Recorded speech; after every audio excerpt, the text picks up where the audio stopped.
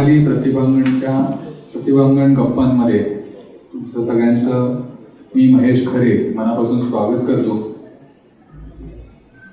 तसं म्हणतात पहिल्या भूताचं, तसं तांत्रिक अडचणींनी थोडीशी कार्यक्रमाला थोडासा आपण एक म्हणू की पहिल्या भूताचं म्हटल्यावर झालंय, पण हरकत नाही. नंतर सगळा कार्यक्रम सुरळीतपणे आणि छान पार पडणार याच्याबद्दल माझ्या मनात कुठलीच शंका नाही. कारण भल्या लोकांच्या आयुष्यामध्ये आरोग्याच्या संदर्भात आलेल्या अडचणी चुटकीसरच्या दूर करणारे दोन दिग्गज आज इथे उपस्थित आहेत आणि त्यांना बोलकं करणारे वैशाली रोडेही इथे आलेले आहेत. तर ह्या तीनही मान्यवरांना मी विनंती करतो की त्यांनी समोर स्थानापन्न व्हावं. डॉक्टर अविनाश सुपे, डॉक्टर सतीश नाईक आणि वैशाली रोडे.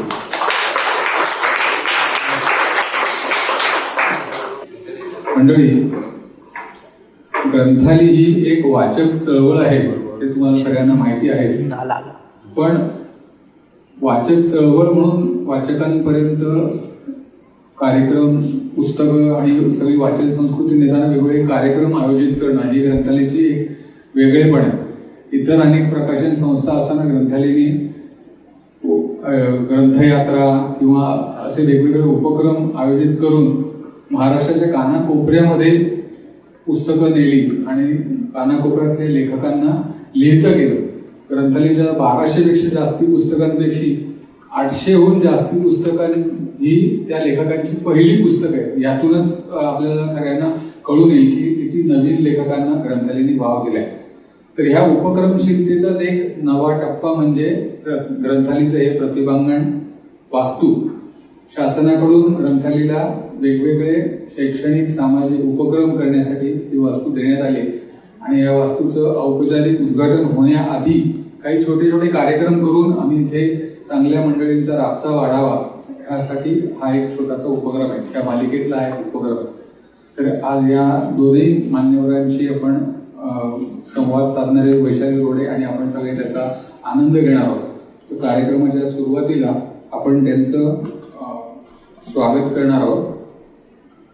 डॉक्टर स्मिता दातार आहेत, त्यांना मी विनंती करतो त्यांनी आपल्या सर्वांच्या वतीने छोटीशी भेटवस्तू देऊन डॉक्टर सुपे यांचं स्वागत करा.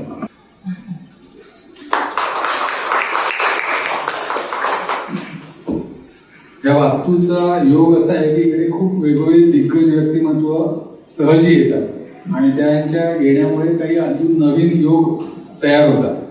गुरुच्या हस्ते शिष्याला भेटवस्तू असा एक वेगळा योग इथे आम्हाला आल्यानंतरच कळलं की घडणार आहे. तो योग आपण घडवून आणूया. डॉक्टर हेमा पुरंदर यांना मी विनंती करतो की त्यांनी त्यांचे शिष्य डॉक्टर सतीश नाईक यांना एक छोटीशी भेटवस्तू देऊन त्यांचा सत्कार करा.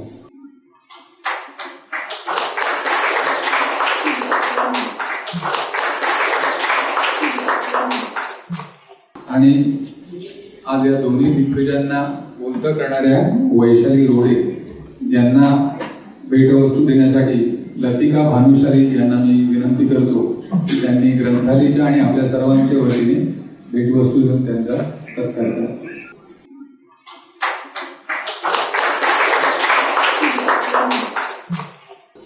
धन्यवाद. त्या कॉफी मग मधून चहा किंवा कॉफी पिताना आजच्या सगळ्या मान्यवरांना या कार्यक्रमाच्या आठवणी नक्की येत राहतील अशी खात्री वाटते. आता मी अधिक नमनाला थेंबर सुद्धा तेल न घालवता थेट वैशाली रोडे यांच्या हाती माईक देतो आणि त्यांनी आजच्या या दोन्ही मान्यवरांना बोलतं करावं. नमस्कार. आपण सगळे एका खूप छान संध्याकाळचा अनुभव घेणार आहोत याची मला अगदी खात्री आहे. दोन दिग्गज समोर बसलेले आहेत, डॉक्टर अविनाश सुपे आणि डॉक्टर सतीश नाईक. सर्जनशील, राहफिट आणि डोकं फिरलेल्या पेशी अशा 3 पुस्तकांचे हे 2 लेखक. निमित्त त्या पुस्तकांचं आहे. खरं तर ह्या दोघांची ओळख करून घेणं किंवा त्या पर्सनॅलिटीज उलगडून घेणं, ती व्यक्तिमत्व उलगडून घेणं असा उद्देश आहे आपला.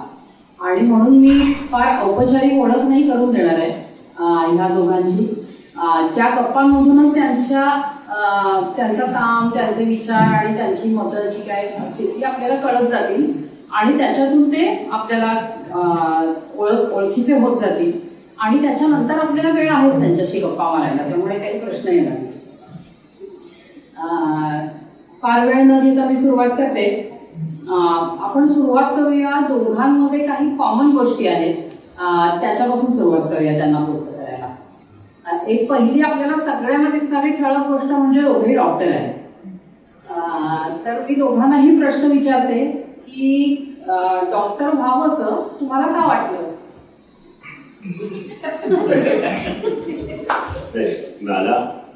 मला माझ्या पुस्तकातही लिहिलंय की डॉक्टर व्हावं म्हणजे माझे मामा डॉक्टर होते. माझ्या माजोळकडे जवळजवळ 8 ते 9 डॉक्टर होते. माझे सगळे नातेवाईक, मामे भाऊ, मामे बहिणी या सगळ्या डॉक्टर होत्या आणि त्याचमुळे डॉक्टर व्हावं ही माझी एक त्यामुळे मनापासून इच्छा होती आणि त्याचमुळे मी डॉक्टर झालो. खरं तर इंजिनिअरिंग सोडून डॉक्टर झालो. माझं एक्झॅक्टली विरुद्ध आहे. म्हणजे माझ्या घरात कोणीच डॉक्टर नव्हतं, म्हणून कोणतरी डॉक्टर व्हावं आणि अपघात होत असतात. चुकून चांगले मार्क मिळतात, मग आपण त्या क्षेत्रात जातो. तसं मी मेडिकलला आलो. मुद्दाम ठरवून काही झालेलं नाही. ठरवून येण्यासाठी जरा एक थोडीशी हुशारी लागते. म्हणजे हुशारी होती पण बॉर्डर लाईनची. बॉर्डर लाईनची इकडे पण आणि तिकडे पण. मी डॉक्टर झालो मात्र खरं.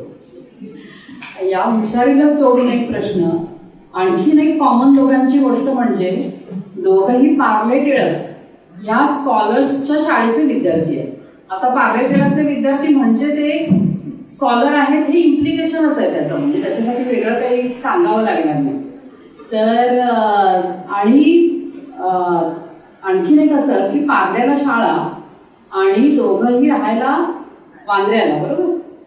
तर त्यामुळे दोघं बॅचमेट्स होते आणि दोघं ये जा एकत्र करायचे ट्रेनमधून.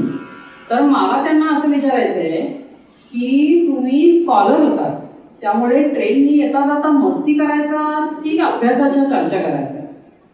कठीण प्रश्न विचारला. पहिली गोष्ट म्हणजे काय माहिती का, प्रत्येक रूलला एक एक्सेप्शन असतं.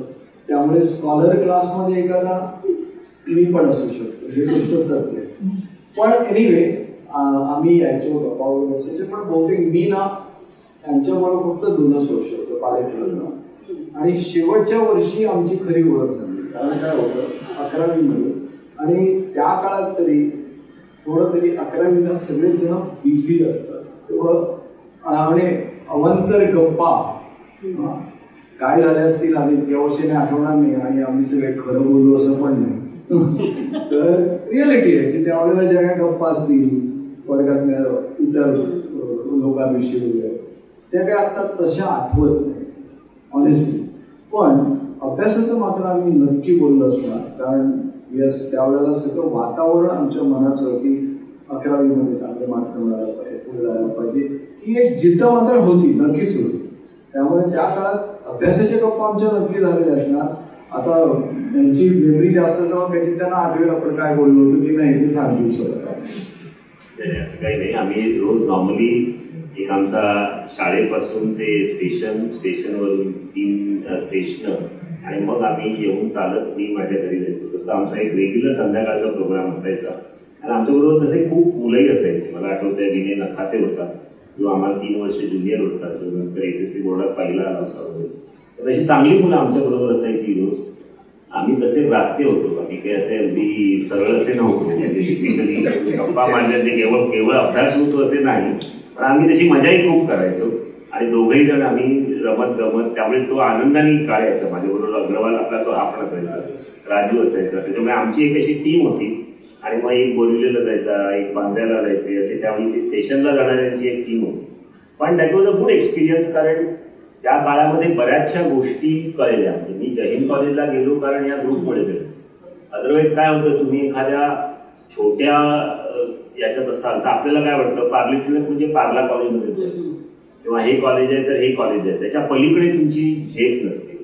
पण पार्ले टिळकमध्ये एकतर गेल्यामुळे आणि तिथून मग ठरवलं की नाही आता मोठ्या कॉलेजात जायचं. मग जय हिंद कॉलेजला गेलो ते मी केवळ राजू वगैरेमुळे गेलो. आता तो गेला नाही, मी गेलो. परंतु माझ्याबरोबर ऋणिमा म्हणून एक होती आमची रंजा वगैरे, असे आम्ही 4-5 जण गेलो. पण जय हिंद कॉलेजमध्ये गेल्यानंतर मग तिथे जे वातावरण असतं ते वेगळं असतं. तिथून केएमला गेल्यावर मग वातावरण डिफरंट असतं. सो वातावरणाचा जो फरक पडतो तुमच्या व्यक्तिमत्वावर तो फार महत्वाचा असतो. मला वाटतं त्याची ती खरी सुरुवात माझ्या मते डीजे त्या पार्लेट क्लबच्या रस्त्यामध्ये होऊन गेली.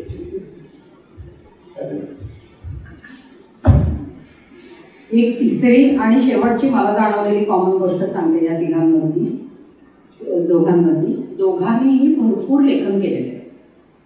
म्हणजे त्यांच्या क्षेत्रातलं लेखन केलेलंच आहे, पण ते क्षेत्र आपल्यापर्यंत पोचावं, सामान्य माणसांपर्यंत पोचावं म्हणून सुद्धा खूप लेखन केलेलं आहे. तर हे लेखन करताना एकतर त्यांना का लिहावंसं वाटलं. तुमच्या क्षेत्रातलं लेखन हे वेगळं लेखन आहे, वेगवेगळ्या जर्नल्समध्ये पेपर्स पब्लिश होत असतात वगैरे, हे आहेच लेखन. त्याच्या पलीकडे जाऊन आपलं जे ज्ञान आहे ते सामान्य माणसापर्यंत सामान्य माणसाच्या भाषेत पोहोचवणं, ह्याला एक वेगळी असोशी लागते. तर त्यामुळे ते दोघांनाही विचारायचं मला की ते कधी आणि का लिहावं असं वाटतं. तसं पाहिलं आमच्या जसं केएम म्हणतात, केएमचा पुन्हा पुन्हा नाव येईलच, कारण I cannot get separated from KM in my life. तर केएम मध्ये आमच्या वॉर्डमध्ये, वॉर्ड नंबर 5 जे बापट सरांचं पुस्तक आहे, आमच्या वॉर्डमध्ये केएम मध्ये इतके मोठे मोठे साहित्यिक सगळे यायचे.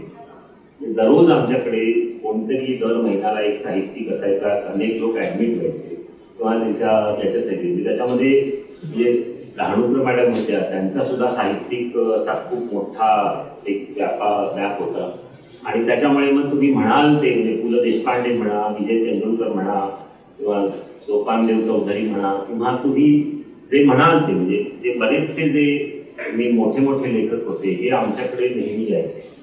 आणि त्यांच्याशी चर्चा करताना साहजिकच पुस्तकांवर माझे पहिल्यापासूनच प्रेम होतं. आणि हे सांगायला मला खूप बरं वाटतं आज सुदेश, कारण मी पहिलं ग्रंथालीचं पुस्तक कांगल सरांच्या घरून घेतलं होतं. आणि नंतर मग मी न्यू इंग्लिश स्कूलमध्ये जायचो पुस्तकं घ्यायला, त्याच्यानंतर तुझ्या नवीन ऑफिसमध्ये. आणि हा आता नवीन प्रकार तू केलाय, त्याच्यामुळे ग्रंथालीचा प्रवास किती आनंदाचा झाला हे लक्षात घेऊ. आणि त्याबद्दल तुझं कौतुक करायला पाहिजे की जसा ग्रंथालीचा प्रवास झाला त्यामुळे इतक्या लोकांशी सारखं बोलल्यामुळे तुम्हाला एक तर साहित्याबद्दलची, आणि कसं पाहिलं तर डहाणूकर मॅडम ह्या उत्कृष्ट अशा साहित्यिक चर्चा वगैरे व्हायची आमच्या इकडे. भरपूर पुस्तकांवर नवीन आली की यशवंतराव चव्हाण विद्यापीठ, त्याच्यामध्ये खूप आमच्यावर चर्चा पण व्हायच्या. तर अशा वेळी ज्यावेळी नॉर्मली आपण लिहितो, पण ज्यावेळी अनेक पत्रकार केएम मध्ये येतात, त्यांनी आम्हाला खूप सांगितलं. नवाबांनी पहिल्यांदा मला सांगितलं, खाडेकर मॅडम की तुम्ही एक सिरियल लिहा. मग मी प्रथम तिथे त्यांच्यासाठी 1 वर्ष 2 वर्ष लिहायला सुरुवात केली. मग लोकप्रभा, मग लोकसत्ता, महाराष्ट्र टाइम्स, आता सकाळ, या विविध यांना दरवर्षी लेख त्यांना हवे असतात आणि त्यावेळी ते मागतात, किंवा त्यावेळी मग ते लिहायला सुरुवात केली. आणि सुरुवातीला तुम्हाला माहिती आहे की आपलं लेखणी एवढी चांगली नसते, पण मग हळूहळू त्याचा अंदाज यायला लागला की लोकांना काय आवडतं, लोकांना आपण कसा एक उद्देश लिहायला पाहिजे. आणि मग हळूहळू त्याच्यामध्ये पारंगत व्हायला लागलो. पण मला वाटतं की प्रत्येक डॉक्टरनी आपल्या व्यवसायाच्या पलीकडे जाऊन लोक जनहितासाठी, म्हणजे आपण म्हणलं तर, किंवा लोकांना एक चांगला संदेश जावा म्हणून लिहिलं पाहिजे. कारण बऱ्याचशा ज्या गोष्टी असतात त्या आपण कन्सल्टिंग मध्ये सांगू शकतो आणि त्याच्यामुळे ते लोकांना योग्य दिशा देण्याचं काम मला वाटतं. अगदी काही साहित्यिक किंवा ज्याला आपण म्हणतो ललित लेख काही मी लिहिले नाहीत आजपर्यंत, ते कदाचित सतीशने लिहिले असतील, पण मी लिहिलंय ते प्रॅक्टिकली सायंटिफिक असतील. माझं ऍक्च्युली लेखन हा माझा अपघात आहे. मी लिहीन किंवा कधी लिहिलं जाईल याच्याविषयी मला काही फारशी कल्पना नव्हती. त्यातल्या त्यात त्याच्या अगोदर लिहिले होते फक्त निबंध. पण मी मधल्या काळामध्ये एक छोटीशी गोष्ट करायला सुरुवात केली होती. ते 1 मॅन टॉक शो ज्याला म्हणतात, एकट्याने उभं राहायचं आणि बोलायला सुरुवात करायची, तो प्रकार मी केला. त्याला मेडिकल कॉलेजमध्ये जे मला अनुभव यायचे, आता थोडंसं बॅक बेंचर असल्यानंतर अनुभव फार वेगळे असतात, ते लोकांसमोर यावे असं मला वाटलं. आणि पहिल्यांदा मी नुसता तो प्रोग्राम केला आणि त्याला चांगला रिस्पॉन्स मिळाला. चांगला रिस्पॉन्स मिळाल्यानंतर मग लोकांना थोडंसं ना काय म्हणतात त्याला गॉसिप आवडतं.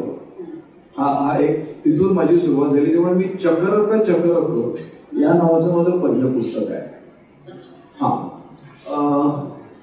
त्या पुस्तकामध्ये पण काही नाहीये. मेडिकल कॉलेजला पहिल्या दिवसा गेल्यापासून जे मला अनुभव प्रॅक्टिस वेळच्या काळामध्ये यायला लागले ते मी फक्त नंतर एकदा पहिल्यांदा लोकांसमोर मांडले आणि त्यांना पेन डाऊन केलं. हा माझा पहिला अनुभव. आणि मग कसं असतं माहितीये का, कोणीतरी तुमच्या पाठीवर शाबाशी दिली, चांगलं लिहिलं असतं. खरं तर लोकांना ते गॉसिप त्याच्यात जास्त होते, गमतीदारपणा, आणि तो ते मिळालं पाठीवर.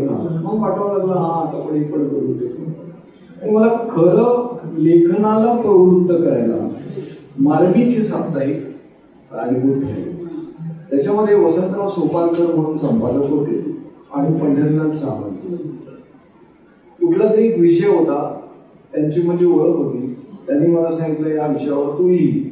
अगदीच काहीतरी खोकला अस्थमा असं काहीतरी विषय होता, मला लिहायला सांगितलं. ज्यावेळेला मी तो लेख घेऊन त्यांच्याकडे गेलो त्यावेळेला माझे शब्द खूपच कमी, बाकी सगळीकडे लाल लाल लाल लाल आलं. आणि कसं लिहायचं नाही हे मला त्यांनी पहिल्यांदा सांगितलं. आणि कसं लिहायचं नाही हे बघताना तो जो अख्खा त्यांनी कागद माझ्यासमोर लाल रेषाकडून केला पाडला हे त्याला बरं, कधी ते हिरवं पेन वापरायचे, कधी ते लाल पेन, म्हणजे स्पष्ट दिसायचं. मग त्याच्यात माझे शब्द फार कमी होते. मग मी थोडे जिद्दीला भेटलो आणि हळूहळू थोडं लिहायला सुरुवात केली. त्याच्यानंतर असं एकदा गंमत म्हणून बाळासाहेब ठाकरेंची माझी भेट झाली. आणि मग एक विचार डोक्यामध्ये होता, कारण कुठेतरी वाचलं होतं, मला वाटतं कोणी लिहिलं होतं ते मला आता पटकन सांगता येणार नाही, पण बाळासाहेब ठाकरे एक असं व्यक्तिमत्व होतं की जे त्यांचं वय वाढत गेलं पण त्यांच्या फॉलोअर्सचं वय मात्र सेम आहे, अराउंड 30 राहिलं. हे सत्य होतं. मी थोडासा विचार केला आणि त्यांच्यासमोर मी म्हटलं, सर मला असं वाटतं की तुमच्या पर्सनॅलिटीतल्या काही गोष्टींचा मला वेध घ्यावा असं वाटतो. राजकारणाशी माझा आताही काही संबंध नाही. थोडे रागाने वगैरे बघू नका किंवा प्रेमाने बघू नका. माझा राजकारणाशी संबंध नाही. मेन म्हणजे एक विचार करा ना की हिटलरलाही हे जमलं नाही. जगातला most popular leader was Hitler. त्याला मास फॉलोइंग वेड्यासारखं होतं हिटलर. हिटलरला सुद्धा जे जमलं नाही ते त्या व्यक्तीला जमलं होतं की वय वाढत गेलं. 50शी त्यांचा ऍव्हरेज शिवसैनिका 25-30च होता. हे का? कारण आपलं माझं इम्प्रेशन तोपर्यंत तरी होतं की शिवसेनेचं काय म्हणतात त्याला तोडा फोडा झोडा हा टाकानंतर डाफळणारे शब्द आम्हाला नेहमीच डाफळायचे म्हटलं.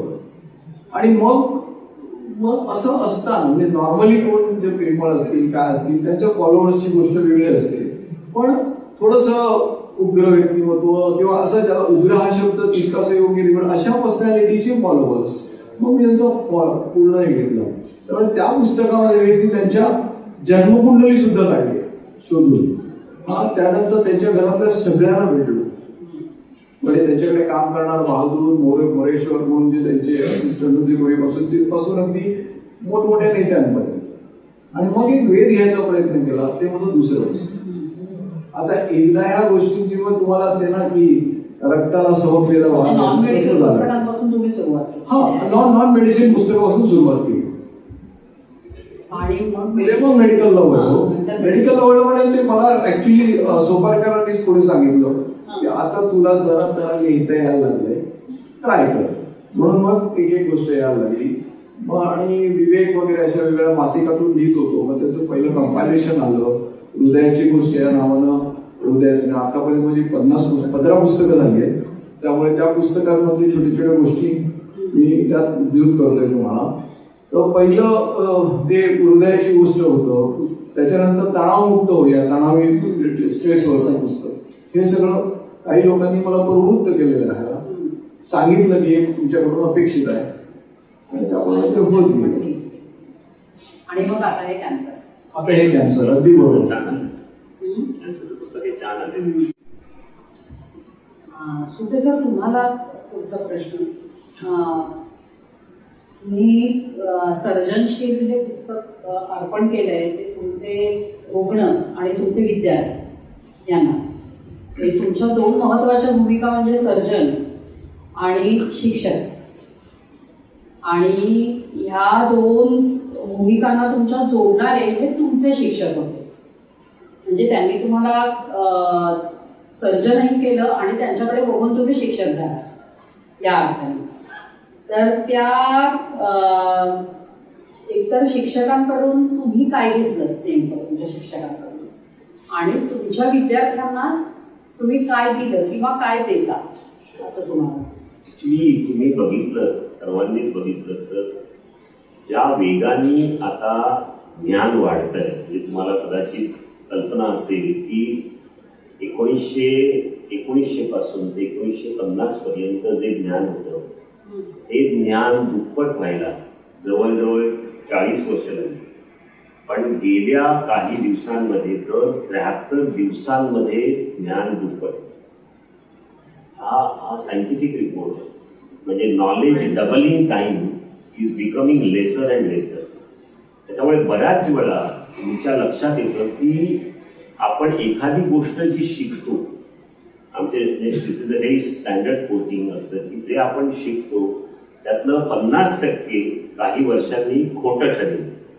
प्रॉब्लेम असा आहे की कुठलं 50% खोटं ठरेल हे आपल्याला माहिती नाही. हा आमचा एक मेडिकलमधला कोट आहे. त्याच्यामुळे ज्यावेळी तुम्ही एखाद्याला शिकवता त्यावेळी तुम्हाला तात्कालिक जे ज्ञान असतं ते तर शिकवतोच, पण विद्यार्थी पुढे काय घेऊन जाईल हे फार महत्वाचं असतं. त्याला त्याची स्किल्स अशी दिली पाहिजे की ज्ञान कितीही बदललं तरी त्यांनी ते स्वतःच्या पायावर उभं राहण्याची तयारी पाहिजे. आणि याचं साधारण उदाहरण तुम्ही जर माशेलकरांचं ऐकलं असेल तर माशेलकरांनी फार सुंदररित्या सांगितलं होतं. त्यांनी सांगितलं होतं की एक काळ असा होता की मला एखाद्याला पैसे द्यायचे असतील तर मला एक चेक लिहायला लागायचा. त्या चेकवर सही करून मी तो बँकेत जाऊन एक स्लिप भरून मला टाकायला लागायचा. त्यानंतर तो जायचा पुढे सॉर्टिंगला, तो माणूस धावत घेऊन जायचा. नंतर त्याच्याकडून सॉर्टिंग परत यायचं, तो माझ्या बँकेच्या दुसऱ्या बँकेत जायचा, ते एंट्री करायचे, मग परत माझ्या बँकेत यायचे आणि मग ते पैसे माझ्या अकाउंटमधून दुसऱ्या अकाउंटमध्ये जायचे. याला 3 दिवस लागत होते आणि 20 माणसं लागत होती. आज हे 3 मिनिटात होतं. मग हे 20 लोकांचे जे जॉब होते ते सगळे आता गेले. तर असून काही वर्षांनी जे जॉब्स येणार आहेत ते कुठले जॉब्स आहेत मला माहित नाही. मग माझ्या मुलांना मी कुठले आजार आहेत ते मला माहित नाही. म्हणजे माझ्या मुलांना काय क्रिएट करणार. तर आमच्या शिक्षकांनी आम्हाला हेच शिकवलं की ज्ञान आहे त्याच्या व्यतिरिक्त तुम्ही चांगला माणूस म्हणून राहिलं पाहिजे. आणि जी माणुसकीची स्किल्स आहेत, कम्युनिकेशन स्किल्स आहेत, काउन्सिलिंग स्किल्स आहेत, क्लिनिकल रिझनिंग स्किल्स आहेत, प्रॉब्लेम सॉल्व्हिंग स्किल्स आहेत, क्रिटिकल थिंकिंग स्किल्स आहेत, ही जी तुमची महत्वाची स्किल्स आहेत ती तुम्ही मुलांमध्ये डेव्हलप करायची. म्हणजे ती कुठल्याही पुढच्या परिस्थितीला उभे राहिले पाहिजे. हा केवढा मोठा विचार आहे. आज आपण बऱ्याच वेळा रला रण टला ट करत मुलांना शिकवतो, पण त्या मुलांना तुम्ही पुढे आयुष्यात उभे कसे राहाल याच्यासाठी तुम्ही, आणि हे आम्ही रोज बघायचो. म्हणजे 12वी मध्ये येणारी मुलं असतात ती केवळ क्लासेसनी येतात आणि त्यांना थोडा जरी एक वेगळा प्रश्न विचारला तरी ते थरथरून जातात. मला मुलगा तसा नको. माझा विद्यार्थी मला हा आयुष्यात कुठल्याही क्षणी कुठल्याही परिस्थितीला तोंड देऊन उभा राहणारा पाहिजे. मग त्याच्यामध्ये त्याला सर्वांगीण विकास महत्वाचा. हेच माझ्या शिक्षकांनी मला शिकवलं.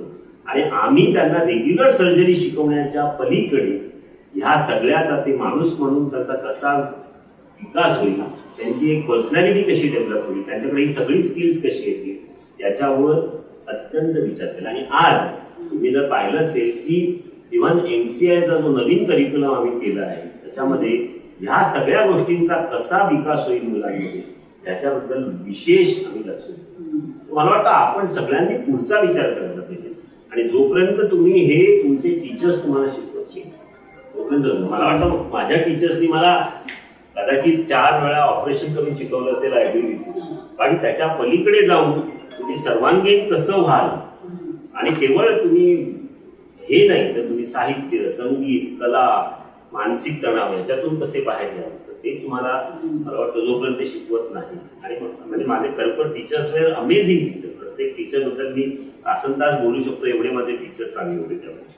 पण ह्या सगळ्या टीचर्सनी जे शिकवलं मला वाटतं ते आपण विद्यार्थ्यांना द्यायचा प्रयत्न केला. म्हणून त्या विद्यार्थ्यांना ते अर्पण केलं आणि पेशंट्सना अर्पण केलं. कारण KM मध्ये येणारा रुग्ण हा सर्वसामान्य रुग्ण असतो.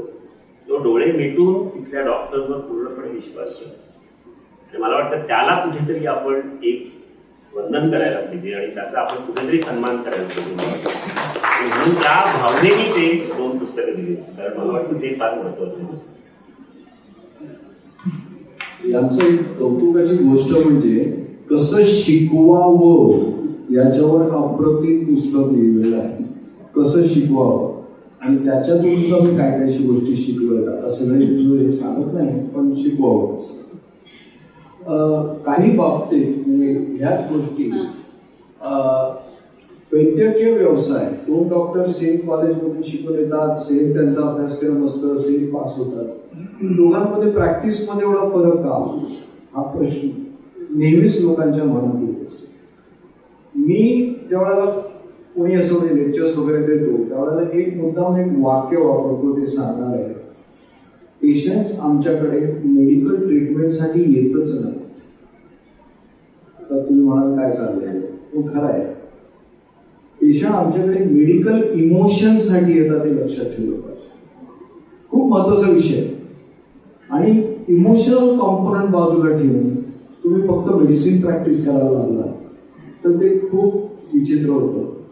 दोघांचं कुठेतरी एकत्र समज म्हणजे एखाद्या सायन्सने मला शिकवले की व्हायरल फिवरला तुम्ही औषध घ्या, 7 दिवसात बरं होईल.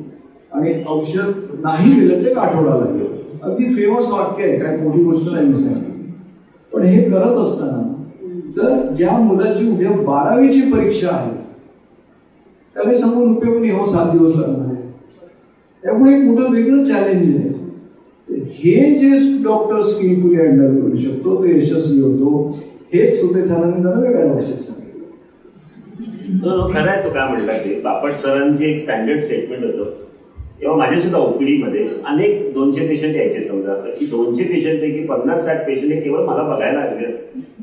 डॉक्टर तुमच्याशी बोलल्यावर मला बरं वाटतं. हा स्टँडर्ड उपाय असतो. तुमच्याशी 10 मिनिटं बोलतो, 5 मिनिटं बोललो, त्याला आपण पोटावर हात ठेवला आणि त्याशी बोललो की ही फील्स व्हेरी हॅपी.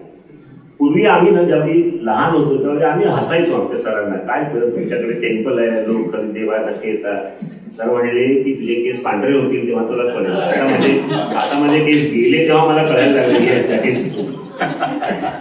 आणि खरं म्हणजे आता मी तुम्हाला अशीच म्हणून एक खरीखुरी घडलेली गोष्ट सांगणार आहे. खरीखुरी म्हणजे अनेकदा घडली. एक दिवस एक बाई यायची माझ्याकडे आणि ती काहीतरी माझी चर्चा करून जायची. दुसऱ्या दिवशी सासू यायची माझ्या पोटात दुखतंय म्हणून, पण नंतर हळूच विचारायची काल ती काय बोलली. म्हणजे कुठले तरी चर्चा करायला लोक आपल्याकडे. या डॉक्टर आणि पेशंट आणि डॉक्टर यांच्यातल्या जे संबंध असतात ते कॅन्सरच्या बाबतीत मला विशेषतः असं विचारायचं आहे. कारण कॅन्सर म्हटलं की तुम्ही पुस्तकात लिहिले तसंच पहिली भावना येते ती भीतीची. तर त्याच्यामुळे की तुम्ही त्याच्यात लिहिले की तो आजार नाहीये, कॅन्सर हा आजार नाहीये. मग कॅन्सर हे नेमकं काय आहे आणि हल्ली कॅन्सरवर उपचार करण्यापेक्षा असा शब्द वापरला जातो टू मॅनेज अ कॅन्सर. तर हा काय दुसरा पार्ट हा आपण पहिला म्हणजे दुसरा भाग तितकासा बरोबर नाही. कॅन्सर बहुतेक सगळे सर्जन्स आता तरी हल्लीच्या काळात तरी हे क्युरेटिव्ह इंटेंट हा शब्द तिथे वापरला जातो. म्हणजे बरं व्हावं, पूर्णपणे कॅन्सर मुक्त व्हावं याच्यासाठी त्याची टक्केवारी खूप वाढली आहे पहिल्यापेक्षा. त्यामुळे पुस्तकाचा मूळ उद्देश आहे की लोकांच्या मनामध्ये भीती कमी व्हायला पाहिजे. आता तुम्ही पहिला प्रश्न असं म्हटले की कॅन्सर हा एक आजार नाही, ते पूर्णपणे सत्य आहे. कारण काय माहिती का की जीन्स आपले खूप महत्वाचा विषय आहे आपल्या शरीरात. आणि हळूहळू गेल्या मला वाटतं 10-15 वर्षामध्ये जीन्स आणि कॅन्सर यांचा संबंध अधिक जवळ येतोय. त्यावर कळतंय आपल्याला एकतर औषधाचे ऑप्शन्स खूप आले, पूर्वीपेक्षा आता बायोलॉजिकल्स आले, औषध उपचार खूप मोठे आले. कॅन्सर याच्यामधला 2-3 मूलभूत गोष्टी लक्षात ठेवल्या. मुद्दाम त्याचं टायटल आपण दिलं डोकं फिरलेल्या पेशी. म्हणजे नेमकं डोकं फिरणं का, तर पेशींचं डोकं म्हणजे जीन्स मुळात. म्हणजे पेशी केंद्रामध्ये ते लगडलेलं असतं, हे ते सगळ्यात टेक्निकल गोष्टीमध्ये नको जात. पण जीन्स मध्ये, कारण सतत ना आपल्या शरीरामध्ये नवीन पेशी बनत असतात, जुन्या पेशी मृत होत असते, हे कंटिन्युअस चालू असतं. कंटिन्युअस म्हणजे आता कोणाला सांगितलं की सगळ्या शरीराची पूर्ण जी स्किन आहे आपली ती दर 3 दिवसांनी नवी होते, तर खरं वाटणार नाही कोणाला. पण दिस इज ट्रू.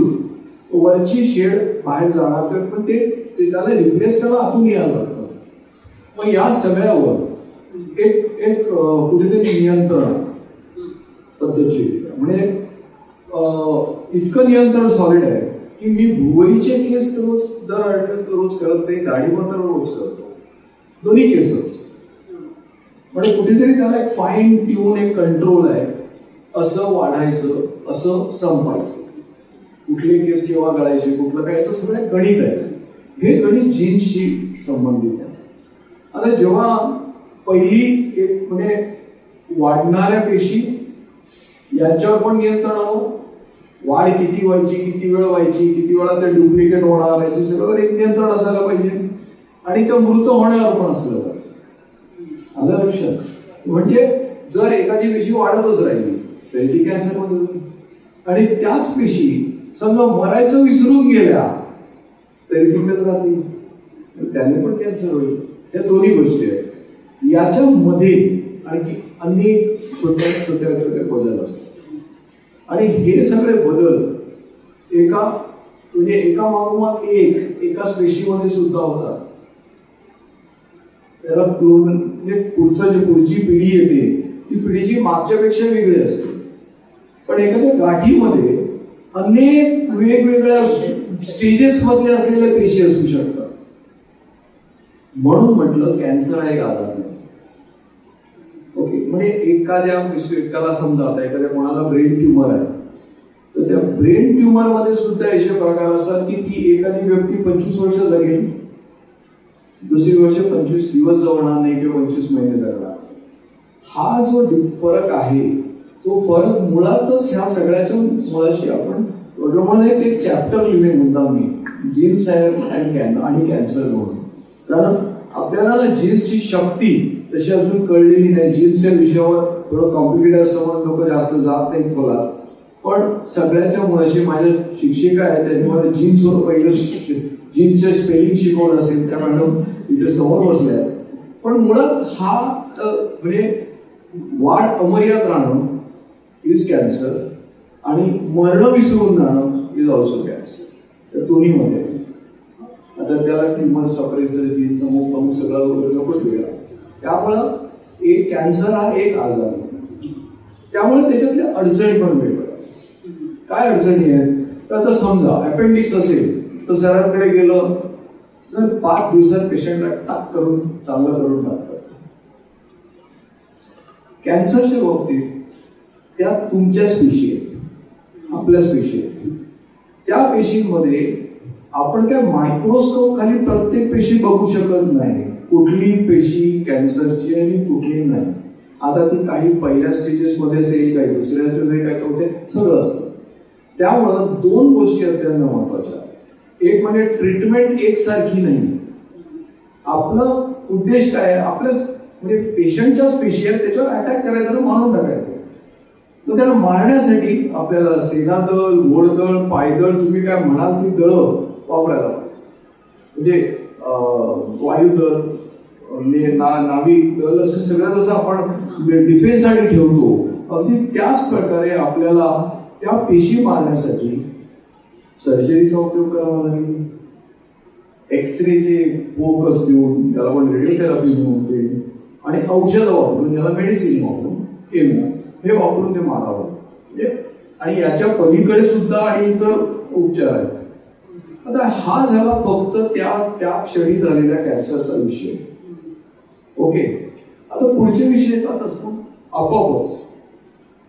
अपेंडिक्स किंवा इतर सर्जरीमध्ये सुद्धा काही वेळेला आपल्याला फिजिओथेरपी लागते, बरोबर. तशी कॅन्सरमध्ये पण लागणार, कारण ती पण एक सर्जरीच आहे, तो एक भाग आला.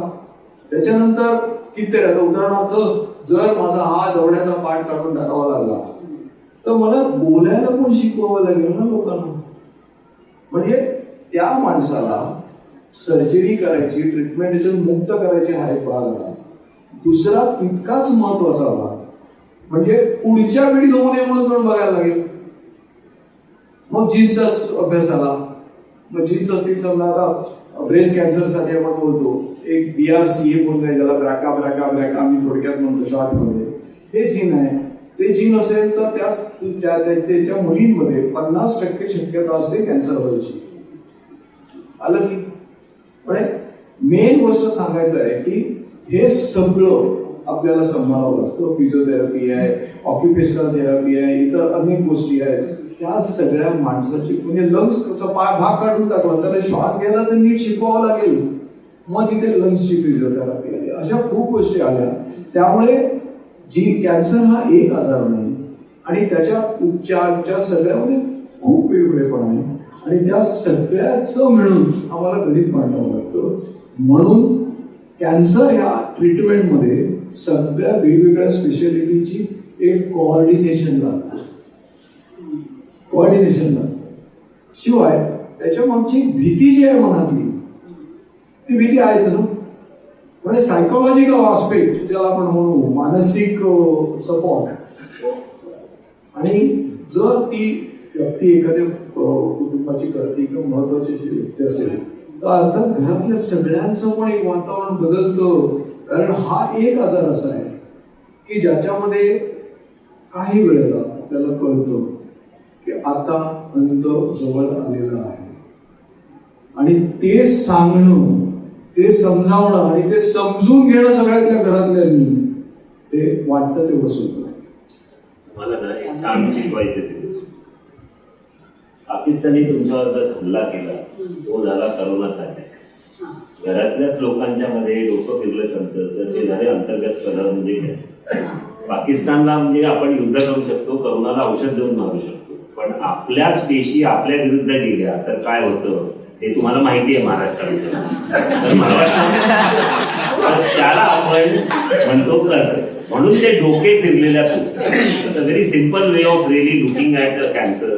कारण कॅन्सरला आपण तसं. आणि दुसरं महत्वाचं म्हणजे एक कॅन्सरला एक स्वभाव असतो. तर मी ऍक्च्युली सकाळ स्टोरीज लिहितो, तर मी मध्ये एक स्टोरी लिहिली होती डॉक्टर सांगू नका आईला, आणि आता या शनिवारी मी एक स्टोरी लिहिली आहे कर्करोगाचा स्वभाव. आणि प्रत्येक कॅन्सरचा एक वेगवेगळा असा स्वभाव असतो आणि ते आपण सगळं समजावून घ्यायला पाहिजे. कारण प्रत्येक कॅन्सर काही सारखाच वागेल असं नाही. आणि म्हणून हे जरा शास्त्र थोडं कठीण आहे खरं तर. इतक्या वर्षामध्ये आपण म्हणतो की ती प्रोग्रेस झालाय वगैरे, पण तसं पाहिलं तर तो प्रोग्रेस आहे 1% वर. म्हणजे billions and billions of dollars खर्च करून आपण त्याच्यामध्ये 1% फरक करू शकतो. फक्त त्याच्यात जर लवकर लक्षात आलं तर माझ्या मते आपण काय तुम्ही पाहिलं असेल ब्राका वगैरे तो म्हणतो कित्येक ज्या नट्या असतात ते त्यांची ब्रेस्ट काढून घेतात, हे करतात ते करतात. पण द होल आयडिया त्याच्यामध्ये अशी आहे की तुम्ही प्रिव्हेंट करायचा प्रयत्न करतात पण तिला ब्रेस्ट कॅन्सर नाही झालं तर तिला कोणाला कॅन्सर होईल काय सांगताय. म्हणजे अल्टिमेटली डोकं फिरायचं असेल तर कोणाचंही फिरू शकतं. होल आयडिया याच्यामध्ये असं आहे की we have sometimes realise it आणि त्याच्यात अनेक सायन्स आहे त्याच्यामागे. पण overall you have to realise की आपल्याला अल्टिमेटली कुठल्या तरी एका आजाराने जावं लागेल, त्यातला एक कॅन्सर आहे. सर तुम्हालाच पुढचा प्रश्न आहे. आता आपण कॅन्सर विषयी बोललो. तुमचं स्पेशलायझेशन आहे ते GI गॅस्ट्रोएंट्रोलॉजी बरोबर आहे. त्याच्यामध्ये म्हणजे पोटाचे विकार थोडक्यात. तर एकतर आपल्याकडे म्हण आहे की हृदयाचा मार्ग पोटातून जातो, तर ही म्हण आहे. पण एकूण पोट आणि त्याच्यात असणारे अवयव याचा आपल्या आरोग्यात महत्व काय आहे? सर्वसाधारणपणे तुम्ही म्हणलात तसं की आज आता तुम्ही एक काळ असा होता की सगळे असे कळके होते आपल्या शाळेमध्ये असताना. कोणी असं वजन कोणाचं नसायचं, खायलाही मिळायचं नाही हो. त्यावेळी आपण लाल गहू किंवा तो तांदूळ किंवा तेलाच्या लाईनीत उभे राहा, दुधाच्या लाईनीत, म्हणजे कदाचित नवीन पिढीला माहीत नसेल पण बऱ्याच लोकांनी 60च्या किंवा 70च्या युद्धामध्ये आपण याच्यातून गेलो. आपल्या देशात सर्वात चांगली गोष्ट काय झाली असेल तर अन्न क्रांती झाली. एक काळ असा होता की साधारणतः 90च्या काळामध्ये जर आपण असेच वाढलो असतो तर आपल्याला अन्न मिळालं नसतं. पण अन्न क्रांतीने आपण स्वतःला एक स्वावलंबी केली. म्हणजे त्याच्यामध्ये कदाचित तुमची जुनी ज्वारीच्या ऐवजी हायब्रिड ज्वारी खात असू किंवा आपण वेगळा गहू खात असू, पण आपल्याला अन्न अवेलेबल आहे. टोमॅटोज अवेलेबल आहेत जे आपल्याला पूर्वी नसायचे. आणि त्याच्यामुळे काय झालं, आणि दुसरी गोष्ट म्हणजे काय झालं की साधनं आली, त्यामुळे आपण सगळे जाडे झाले. सगळ्यांच्या वजनांमध्ये साहजिक थोडासा फरक पडला. ओबेसिटी किंवा स्थूलपणा हा आपल्या ह्याचा एक स्थिर भाव झालेला आहे. तर ह्या सगळ्यामध्ये आजारांचं कम्प्लीट बदल आलं का लक्षात. पूर्वीचे जे आजार होते त्याच्यामध्ये लोकांना इन्फेक्शन, डायरिया होत असत, कोणाला मालन्यूट्रिशन होत असेल. आता काय होतं, लोकांना हार्ट अटॅक्स येतात, लोकांना स्थूलपणामुळे स्पाईनचा त्रास होतो, सांधे बदलायची वेळ आली. म्हणजे तुमच्या घराच्या आजूबाजूला बघा तुम्ही, या कारणांमुळे होणारे सगळे आजार तुम्हाला दिसतात. तर मला वाटतं इनडायरेक्टली तुमच्या शरीरावर याचा प्रचंड परिणाम असतो. तर तुम्ही तुमच्या पोटाचे आणि त्याच्यामुळे बघा फॅटी लिव्हर हा अत्यंत कॉमन आजार झाला. यकृतातील चरबी आपण म्हणू. आणि याचं कारण डायबिटीस असो किंवा अधिक खाणं असो, कमी व्यायाम असो, साखर कमी जास्त असो, काही म्हणा, त्याच्यामध्ये या इनडायरेक्टली गोष्टी आपल्याला कळत नाही. आणि दॅट इज अ बिगेस्ट. तुम्ही म्हणा, मध्ये ना एकदा मी एका TUFHच्या कॉन्फरन्सला गेलो होतो. लोकल युनिट फॉर हेल्थ म्हणून WHO कॉन्फरन्स होती साऊथ आफ्रिकेला. तिथे एका ठिकाणी एक सिम्पोजियम होतो आणि शुगर सिम्पोजियम. मला एक वाटलं शुगर सिम्पोजियम का आपण मी अटेंड करायला गेलो होते शुगर सिम्पोजियम. त्या माणसाने काय सुंदर शिकवलं की आपल्या आयुष्यामध्ये साखर पेरून लोकांनी किती आपल्या याचा नाश केला. म्हणजे साखरेचा खप व्हावा आणि साखरेचं उत्पादन लोकांनी खर्च करावं म्हणून लोकांनी सगळ्या आपल्या आयुष्यात साखर पेरली. आणि साखर has created maximum damage to world. आणि हा विचारच आपण करत नाही बेसिकली. आय थिंक सर्वात पहिले साखर जर तुम्ही कमी केली सिम्पोजियमनी ओव्हरऑल, म्हणून तुम्ही जे खाता त्याच्यावर तुमचं बरंचसं शरीराचं सगळं अवलंबून असतं. तुमच्या सवयी म्हणा, खाण्यापिण्याच्या, तुमचं ओव्हरऑल. कारण एकदा खाणं तुमचं वाढलं, वजन वाढतं, वजन वाढलं फीज वाढतं, कमी खाल्लं तर मालनरिशमेंट होतं. तुमच्या शरीराची कम्प्लीट इम्युनिटी ही पोटावर असते. मला वाटतं ह्या बऱ्याचशा गोष्टींचा तुमचा जो कंट्रोल असतो माझ्या मते तुमच्या एक्झरसाईज आणि खाण्यावर असतो. मला वाटतं गॅस्ट्रोएंटरॉलॉजी हा तसा मला वाटतं, जरी हल्ली कार्डिओलॉजी हा असं आहे, आपण त्याचे जे तोटे म्हणजे त्याचे जे काय म्हणतात परिणाम आहेत त्याच्या ट्रीटमेंटकडे जास्त बघतो. पण ते प्रिव्हेंट व्हावं म्हणून जर तुम्हाला पाहिजे असेल, म्हणून मात्र रहा फिटमध्ये मी ऍक्च्युली त्याच्यावरच लिहिलंय की तुम्ही ते कसं प्रिव्हेंट करू शकता. अन्नसंस्कार किंवा अन्नाचं आपण कसं कंट्रोल करायचं, हे जर तुम्ही कंट्रोल केलं तर तुम्ही जास्त फिट राहू शकता. बऱ्याच वेळा हा आपला मेंटल कंट्रोल नसतो. दिसले मला 4 समोसे मी खाल्ले, कोणी केक आणला मी खाल्ला. आणि वर्किंग याच्यामध्ये बऱ्याचशा गोष्टी हा आपल्याला कंट्रोल करत नाही किंवा नाही. तर ते तुम्ही ज्यावेळी कंट्रोल करायला लागाल, माझ्या मते बऱ्याच वेळा तुमचं चेंज होईल. पण पोटाचा म्हणजे तुम्ही म्हणलात हृदयाचा मार्ग हा पोटातून जातोय खरं आहे, पण हृदय विकाराचा मार्ग हा सुद्धा पोटाच्या विकारातून जातो असं म्हणायला काही हरकत नाही. म्हणजे I think that is what we should really remember की तुम्ही जर पोटावर जर कंट्रोल केला तर माझ्या मते तुम्हाला डायबिटीज, हृदयविकार आणि बाकीचे सगळे आजार, कोलेस्ट्रॉल हे जर तुमचं कमी झालं तर बाकीचे आजार सुद्धा तसे. That is also one of the very important aspect. This is not something you can control. त्याचा कॅन्सरशी सुद्धा संबंध आहे. आपण काय करतो कारण काय होतं की आता इन्शुलिन वाढतं. आपण जेव्हा काही वस्तू शुगर वगैरे जाते इन्शुलिन वाढतं. इन्शुलिनचं जीन जे आहे ना ते जीन 2 वेगवेगळे प्रोटीन्स एक्सप्रेस करतं. एक इन्शुलिन प्रॉपर आणि दुसरं आहे insulin like growth factor IGF. आणि ताबडतोब अप्रिशिएट केलं. तर ते जे ग्रोथ फॅक्टर हा जो वाढतो त्याच्यामुळे सुद्धा कॅन्सरवर येऊ शकतं अशी सध्या अभ्यास चालू आहे. अजून आपण त्या प्रमाणात मॉलिक्युलर लेवलला गेलो नाही, पण ते आहे. म्हणजे त्याचाही मार्ग पोटातून जातो असं आपण म्हणू शकतो. त्यालाच धरून पुढचं की तुम्ही डायबेटॉलॉजिस्ट म्हणून प्रॅक्टिस करता. तर डायबिटीस हा सुद्धा लाईफस्टाईल डिसीजच आहे. तर हाऊ टू मॅनेज इट, म्हणजे सरांनी जे सांगितलं ते आता सगळ्याच लाईफस्टाईल डिसीजसाठी बरोबर आहे. पण तरीही लोकांना खूप छोट्या छोट्या शंका असतात की खूप साखर खाल्ल्याने डायबिटीस होतो का, म्हणजे डायबिटीस झाल्यावर साखर न खाणं ठीक आहे, पण साखर खाल्ल्यावर डायबिटीस होतो का, त्याचं कारण नेमकं काय असतं? मुळात कधी डायबिटीस याच्यामध्ये ना खूप लोकांचा गोंधळ आहे. डायबिटीस जेव्हा आपण म्हणतो शुगर वाढली तेव्हा तो परिणाम आहे, तो आजार नाही. त्याच्यापर्यंत आपण डायग्नोसिस पर्यंत पोहोचलेलो नाही. शुगर का वाढली हे जेव्हा बघतो त्यावेळेला ऍक्च्युअली प्रॉपर डायग्नोसिस होतो. म्हणून आमच्याकडे तुम्ही बघाल ना टाईप 1 डायबिटीस आणि आम्ही बेसिक वर पोहोचतो. याच्यामध्ये 98% आपण जे अतिशय कमी दिसणारे डायबिटीस आहेत त्याच्याशी बोलूया. पण एक सगळ्यात आम्हाला बऱ्याच लोकांना असतो तो असतो टाईप 2 डायबिटीस. त्या टाईप 2 डायबिटीस मध्ये बेसिकली 2च गोष्टी असतात. एका बाजूला आम्ही म्हणतो ज्याला इन्शुलिन रेजिस्टन्स आणि दुसऱ्या बाजूला इन्शुलिन न बनवणाऱ्या पेशी इन्शुलिन कमी बनवणार. ह्या दोघांची तुलना किती आहे त्याच्यावर डायबिटीस. दुर्दैव असं आहे की एखाद्या व्यक्तीमध्ये इन्शुलिन रेजिस्टन्स एवढा असेल आणि त्या रोबस्ट म्हणून तेवढीच हे बनत असेल शुगर बॉडीमध्ये, इन्शुलिन बनत असेल तर त्याला डायबिटीस होणार नाही. म्हणजे प्रत्येक स्थूल व्यक्तीला डायबिटीस होईल का? नाही. जास्ती स्थूल असलेल्या जास्ती लोकांना टक्केवारीने जास्त होईल. पण भारतामध्ये त्याच्याही पलीकडे दिसते अशा बारीक माणसं येतात आमच्याकडे. बघितलं तर वाटेल की म्हणजे त्याला डायबिटीस असण्यापेक्षा टीबी असेल का अशी भीती वाटते. अशी लोक येतात. होते काय माहिती का, त्याला आमच्या मेडिकलच्या याच्यामध्ये थिन फॅट इंडियन असं नाव आहे. काहीतरी जार्गन दिलं पाहिजे ना लोकांना, जरी गंमत वाटली पाहिजे म्हणून ते शब्द आहे. थिन फॅट इंडियन म्हणजे बारीक दिसतो पण बेल्टच्या वर पोट असं छान वर आलेलं असतं तर पोट, त्याला म्हणायचं थिन फॅट इंडियन.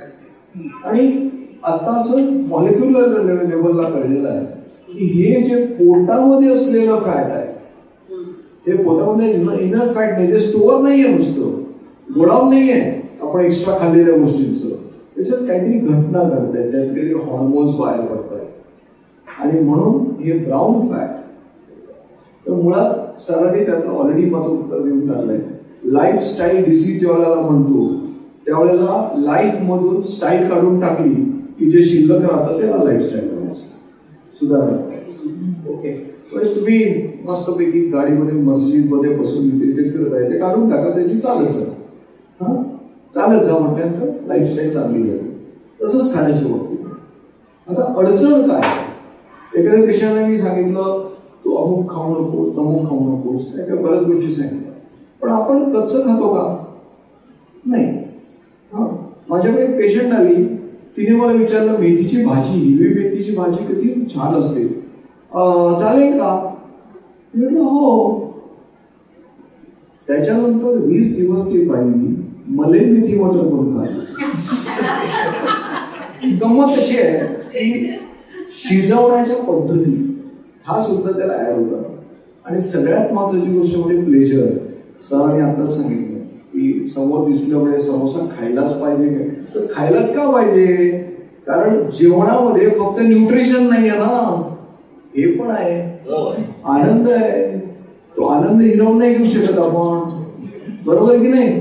त्यामुळे ह्या सगळ्याचा कुठेतरी आम्हाला बॅलन्स करावा लागतो. डायबिटीस हे इतकं थोडंसं कॉम्प्लिकेटेड आजार आहे.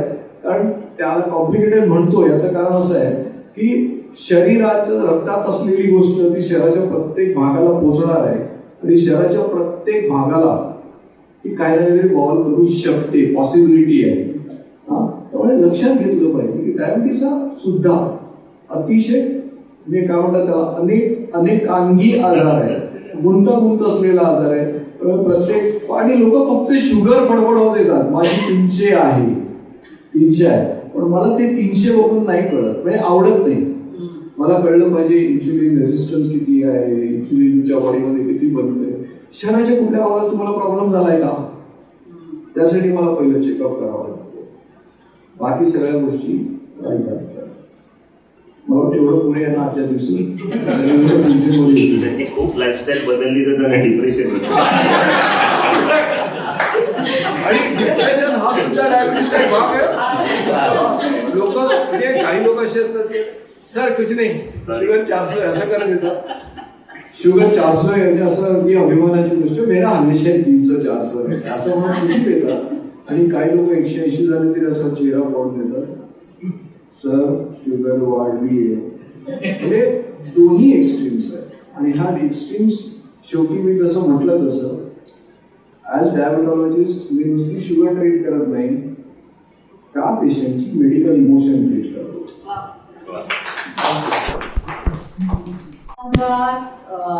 मेडिकल एज्युकेशन मध्ये सरांनी जे काम केलंय त्यांचा आता नाईक सरांनी पण उल्लेख केला, त्यांनी छान अप्रतिम पुस्तक आहे.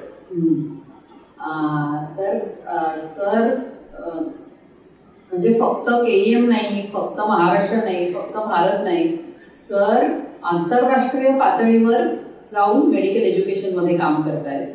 आणि त्याच्यासाठी फेमर म्हणून एक जे काय म्हणू त्याला फाउंडेशन आहे, त्याच्यातर्फे जगभर काम चालतं, त्याचा एक खूप महत्त्वाचा भाग आहे सर. तर सरांना आपण विचारूया ह्याचं म्हणजे मेडिकल पूर्वी कसं होतं की चांगला डॉक्टर मेडिकल कॉलेजमध्ये शिकवायला यायचा. आपल्याकडे कसं शाळेमध्ये शिक्षकांना बीएड व्हायला लागतं, डीएड व्हायला लागतं, तसं काही नव्हतं. तर तिथपासून आता प्रॉपर मेडिकल एज्युकेशन, मेडिकल एज्युकेटरचं एज्युकेशन ह्या पातळीपर्यंत आपण आलो आहोत.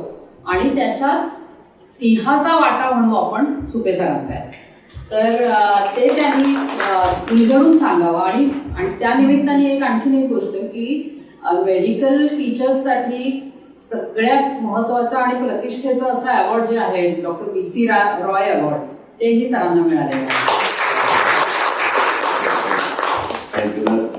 नाही, हे थोडंसं तुम्ही म्हटलं, ज्यावेळी आपण डॉक्टर असतो त्यावेळी आपण केवळ पेशंट म्हणून ट्रीट करतो, पण त्याच्या पलीकडे जाऊन आपण ज्यावेळी डॉक्टर्स तयार करतो अनेक, त्यावेळीचा जो शिक्षक असतो तो, तुमच्याकडे सुद्धा अनेक प्रकारचे शिक्षक असतील, आयुष्यात प्रत्येकाच्या आयुष्यात अनेक शिक्षक असतात आणि प्रत्येक शिक्षकाचा स्वभाव वेगळा असतो आणि आपल्या आठवणी वेगळ्या असतात. परंतु प्रत्येक शिक्षकाकडून आपण काही घेतो, काही शिक्षकांकडून असंही घेतो की काही घेऊन येतो. परंतु ज्यावेळी आपण मेडिकल एज्युकेशनमध्ये जातो त्यावेळी असं आमच्या लक्षात आलं की आज आता लक्षात आलं तसं की बरेचसे जे शिक्षक असतात ते BEd पण झालेले नसतात आणि त्यांना एज्युकेशनचं काहीच ज्ञान नसतं. आणि ज्यावेळी आपण 30, 20, 200, 250 किंवा असं हजारो विद्यार्थ्यांबरोबर रोज कम्युनिकेट करतो, त्यामुळे आपलं जे ज्ञान आहे किंवा आपल्याला जे सांगायचं आहे ते तोपर्यंत पोचतंय की नाही हा सर्वात महत्त्वाचा प्रश्न असतो. आणि ह्याच्यासाठी मेडिकल एज्युकेशन टेक्नॉलॉजी हा एक फार मोठा सब्जेक्ट आता निर्माण झाला गेल्या 20-30 वर्षामध्ये. आणि त्यावेळी फॉर्च्युनेटली आम्ही त्याच्यामध्ये खूप आधी गेलो. आणि मी तुम्हाला सांगितलं तसं की फेमर नावाची एक आमची संस्था आहे, ते साधारणतः 2002 मी त्यांचा फेलो म्हणून गेलो होतो. आणि ते जगातल्या साधारणतः 11 लोकांना ते सिलेक्ट करतात दरवर्षी. आणि भारतातला मी त्यावेळी एक होतो, पण दरवर्षी ते करतात तसे 11 लोकांना. पण त्याचा ॲडव्हान्टेज असं की त्यावेळी त्यांची ती दुसरी बॅच होती, पण त्याच्यानंतर तुम्ही जाऊन बऱ्याच वेळा ठिकाणी जाता आणि स्वतः शिकून येता, पण त्याचा भारताला काय फायदा होईल किंवा जगाला काय फायदा होईल हे आपण बघायला. त्यावेळी मी परत आल्यानंतर त्यांना रिक्वेस्ट केली की मी तर आलो, पण ही जर तुम्हाला एक बदल करायचा असेल तर तो एकट्याने होणार नाही.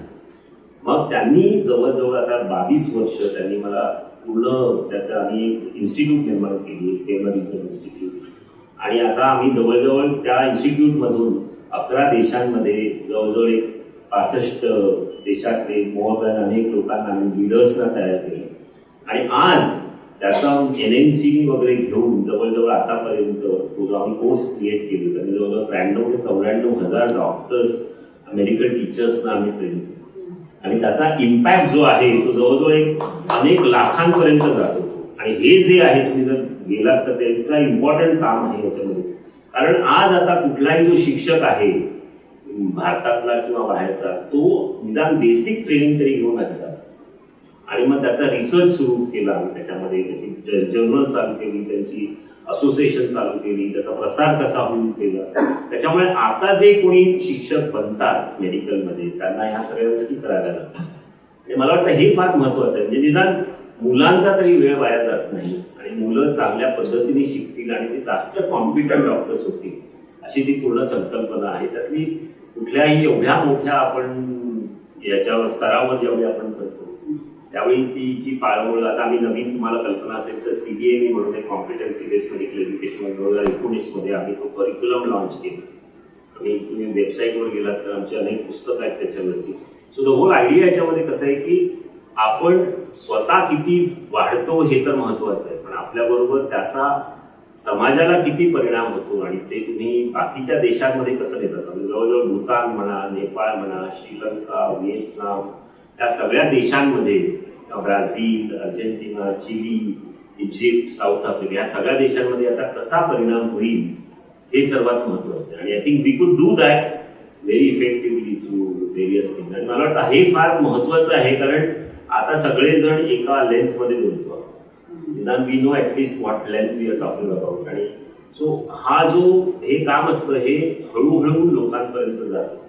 आणि मला वाटतं मे बी तुम्ही मला क्रेडिट देताय ते ठीक आहे, पण मला वाटतं ह्याच्यामध्ये अनेकांचा सहभाग आहे. म्हणजे I could only stimulate many, पण आय अंडरस्टँड की त्याच्यामुळे खूप त्याच्यामध्ये, म्हणजे मला आठवत आहे की मी पहिल्यांदा सुरुवात केली त्यावेळी बापट सरांनी मला एकदा बोलवलं आणि ते मला ओरडले की तू हे काय करतोयस, व्हाय आर यू डुईंग दिस, तुझं एवढं सुंदर सर्जिकल करिअर आहे, ते सोडून तू हे का करतोय. त्यावेळी मी त्यांना प्रॉमिस केलं की सर मी दोन्ही करेन. आणि त्यावेळी त्यांनी ते, आणि नंतर 30 वर्षानंतर त्यांनी म्हणले बरोबर आहे, तू म्हणला होतास ते बरोबर आहे. पण नाव ही रिअलाइजेस की what we did that time was so good. आणि हे फार महत्वाचं असतं. नाहीतर काय होतं की आपण एकदा करायला लागलो की लोकांना वाटतं हा काय टाइमपास करतोय आपण, we are not wasting your time, we so much of time वगैरे. पण ही जी इन्व्हेस्टमेंट असते की नवीन पुढची पिढी येते किंवा पुढच्या पिढ्या येतील, त्याचं जे आपण बघतो ते म्हणजे शिक्षणाचं कसं असतं, शिक्षणाचा जो इफेक्ट असतो तो इमिजिएटली दिसत नाही तुम्हाला, कदाचित तो मार्कांमध्ये दिसतो. पण चांगल्या शिक्षणाचा फायदा तुम्हाला 20 वर्षानंतर तुमचे विद्यार्थी ज्यावेळी येतात आणि ज्यावेळी तुम्ही आज विद्यार्थी माझे जगातल्या कुठल्याही कानाकोपऱ्यामध्ये ज्यावेळी हेड ऑफ द डिपार्टमेंट होतात किंवा मोठे मोठे प्रोग्राम करतात त्यावेळी त्याचा जो आनंद असतो मला वाटतं तो खूप मोठा असतो. आणि एक गोष्ट अशी आहे की शिक्षण हे मेडिकलच्या बाबतीत जसं अनेक क्षेत्रांच्या बाबतीत संपत नाही. कारण मला आठवतं की ज्यावेळेला मॅडमनी मला जेनेटिक्स शिकवलं ते आणि आज याच्यामध्ये जेनेटिक्समध्ये एवढ्या गोष्टी झालेल्या आहेत की म्हणजे मी ज्यावेळेला शिकलो होतो ते मला वाटतं 1000चा एक भाग त्याच्यापेक्षा कमी होतं. कारण ते नुसतं उदयाला येणारं शास्त्र होतं. सर आणि मी मेडिकल कॉलेजला होतो त्यावेळेला सोनोग्राफी हे एकदम नवीन होतं. आता खूप सूट सगळीकडे सोनोग्राफी लोक करतात. एंडोस्कोपी आपण किती उशीर करतात. आज एंडोस्कोपी किती शहराच्या भागाला. आणि हे जर आम्ही त्याच्याशी अपडेटिंग राहिलं नाही नियमितपणे तर आम्ही मागेच पडणार, नक्कीच मागे. तेव्हा हा एक निदान आम्ही दोघांचा डॉक्टर आहोत त्यामुळे वैद्यकीय आता जवळपास सगळ्या क्षेत्रामध्ये नवीन नवीन गोष्टी होत असतात, नवीन नवीन शिकायला लागतं हे आहेच. पण आमच्या क्षेत्रात तर ते खूप महत्वाचं आहे. त्यामुळे आम्हाला शिक्षक सुद्धा सतत लागतात ना. तुम्ही जेव्हा म्हणता कंटिन्युअस मेडिकल एज्युकेशन, त्यामुळे ते कंटिन्युअस आम्हाला शिक्षक पण पाहिजे. हाही तितकाच महत्वाचा पाहिजे. म्हणजे सर करताय त्याला पण परत एकदा जोरात त्याला टाळ्या वेळा भविष्याच्या दृष्टिकोनातून सुद्धा ग्रेट आहे. पहिली गोष्ट मी आता शिकलोय, मला आठवतं की ज्यावेळेला मी मेडिकल कॉलेजमध्ये होतो त्याला डायबिटीसवरची 2 किंवा 3 औषधं आम्हाला माहिती होती. सल्फोनिलयुरिया ग्रुप आणि मेटफॉर्मिनचं बायकोनाइड ग्रुप, हे 2च आम्हाला माहित होतं, काहीच माहित नव्हतं. आणि त्यातलं सुद्धा आधी औषधं आता कालवय झाले. आता नवीन इतके गट आले तर मी नाही समजून घेतलं तर डेफिनेटली मी प्रॅक्टिस करू शकणार नाही. हे सत्य आहे. 100 वर्षापूर्वी इन्सुलिन आलं तर इन्सुलिन मध्ये सुद्धा इतके प्रकार आता आले आहेत की मी नेमकं देतोय त्याचा सगळा परिणाम आणि सगळं डोकं खाजवल्याशिवाय मला होत नाही. तर मेन गोष्ट अशी आहे की शिक्षण निदान वैद्यकाच्या बाबतीत ही एकदम कंटिन्युअस प्रोसेस आहे. ते आज शिकलो मेडिकल कॉलेजने मला सरांनी मला पास केलं आणि सर्टिफिकेट घेतलं. पास केल्यामुळे मला फक्त 50% मार्क मिळालेले असतात, मी पास झालेलो असतो. बाकीच्या 50% नाही आलं तरी चालतंय अशी परिस्थिती असते. तसं नाही आहे मेडिकल क्षेत्रामध्ये. मला असं करता येणार नाही ना की पेशंट समोर बसलाय, तो डोकेदुखीबद्दल बोलतोय, तर मी एक पुस्तक उघडलं, डोकेदुखीची कारणं काय बघितलं, असं नाही करता येणार आहे. बाकी एखाद्या लॉयरला शक्य आहे, तो ते केस तुझी फाईल ठेवून जा, मी बघतो आणि सांगतो, सगळं काही करता येतं बाकीच्यांना. फक्त मेडिकल क्षेत्रामध्ये एक गोष्ट अशी आहे की तुम्हाला कंटिन्युअस अपडेट व्हावं लागतं. आणि त्याबद्दल मी सुद्धा परत एकदा टाळ्या मारतो की यांनी आमच्यासाठी छान उच्च शिक्षण दिलं आणि जन्मभर शिकायला पाहिजे. म्हणजे माझ्या मते I feel I am sure इथे अनेक डॉक्टर असतील. इनफॅक्ट आता मी स्वतः या वयात सुद्धा पुढच्या महिन्यामध्ये मी रोबोटिक सर्जरी शिकायला जाणार आहे. सो असं नाही की कुठल्या वयात तुम्ही थांबावं. माझ्या मते you should continue to learn and gain your knowledge. आणि ह्यांनी सुद्धा मला आठवते 4 वर्षापूर्वी डायबेटिकचा एक डिप्लोमा त्यांनी एक साधारण 2018 मध्ये केला होता. आय रिमेंबर मीच त्या कॉन्व्होकेशनला मीच त्याला दिला, त्यावेळी तो इतका मला हृदय प्रसंग होता की आपला एक मित्र या वयामध्ये 1 वर्षाचा पूर्ण डायबेटिक डिप्लोमा करतो. म्हणजे आय पर्सनली फील की कुठल्याही क्षणी ते शिक्षण थांबू नये. आणि मला वाटतं लोक बऱ्याच वेळा म्हणतात मी थांबलो वगैरे, तर थांबावं, तुम्ही थोडं स्लो व्हा, पण तुम्ही जे नवीन नवीन येत असतं त्याच्याबद्दल अपडेट राहा. I personally feel we should remain. जोपर्यंत तुमचे हातपाय चालतात, मेंदू चालतो, तोपर्यंत तुम्ही हे अपडेट स्वतःला करणं आवश्यक आहे. कारण मला म्हटलं तसं नॉलेज इतक्या फास्ट बदलतं, तुम्ही नाही बदललं तर तुम्ही बाहेर जाल. सो माझ्या मते यू शुड रिमेन. कदाचित स्वतःच्यासाठी, स्वतःच्या स्वाभिमानासाठी, ज्याला सेल्फ इस्टीम म्हणतात ना, त्यासाठी तरी तुम्ही नवीन शिकत राहिलं पाहिजे. आणि स्टुडंट्स बरोबर राहण्याचा दुसरा फायदा आय ऑलवेज फील तुम्ही यंग राहता.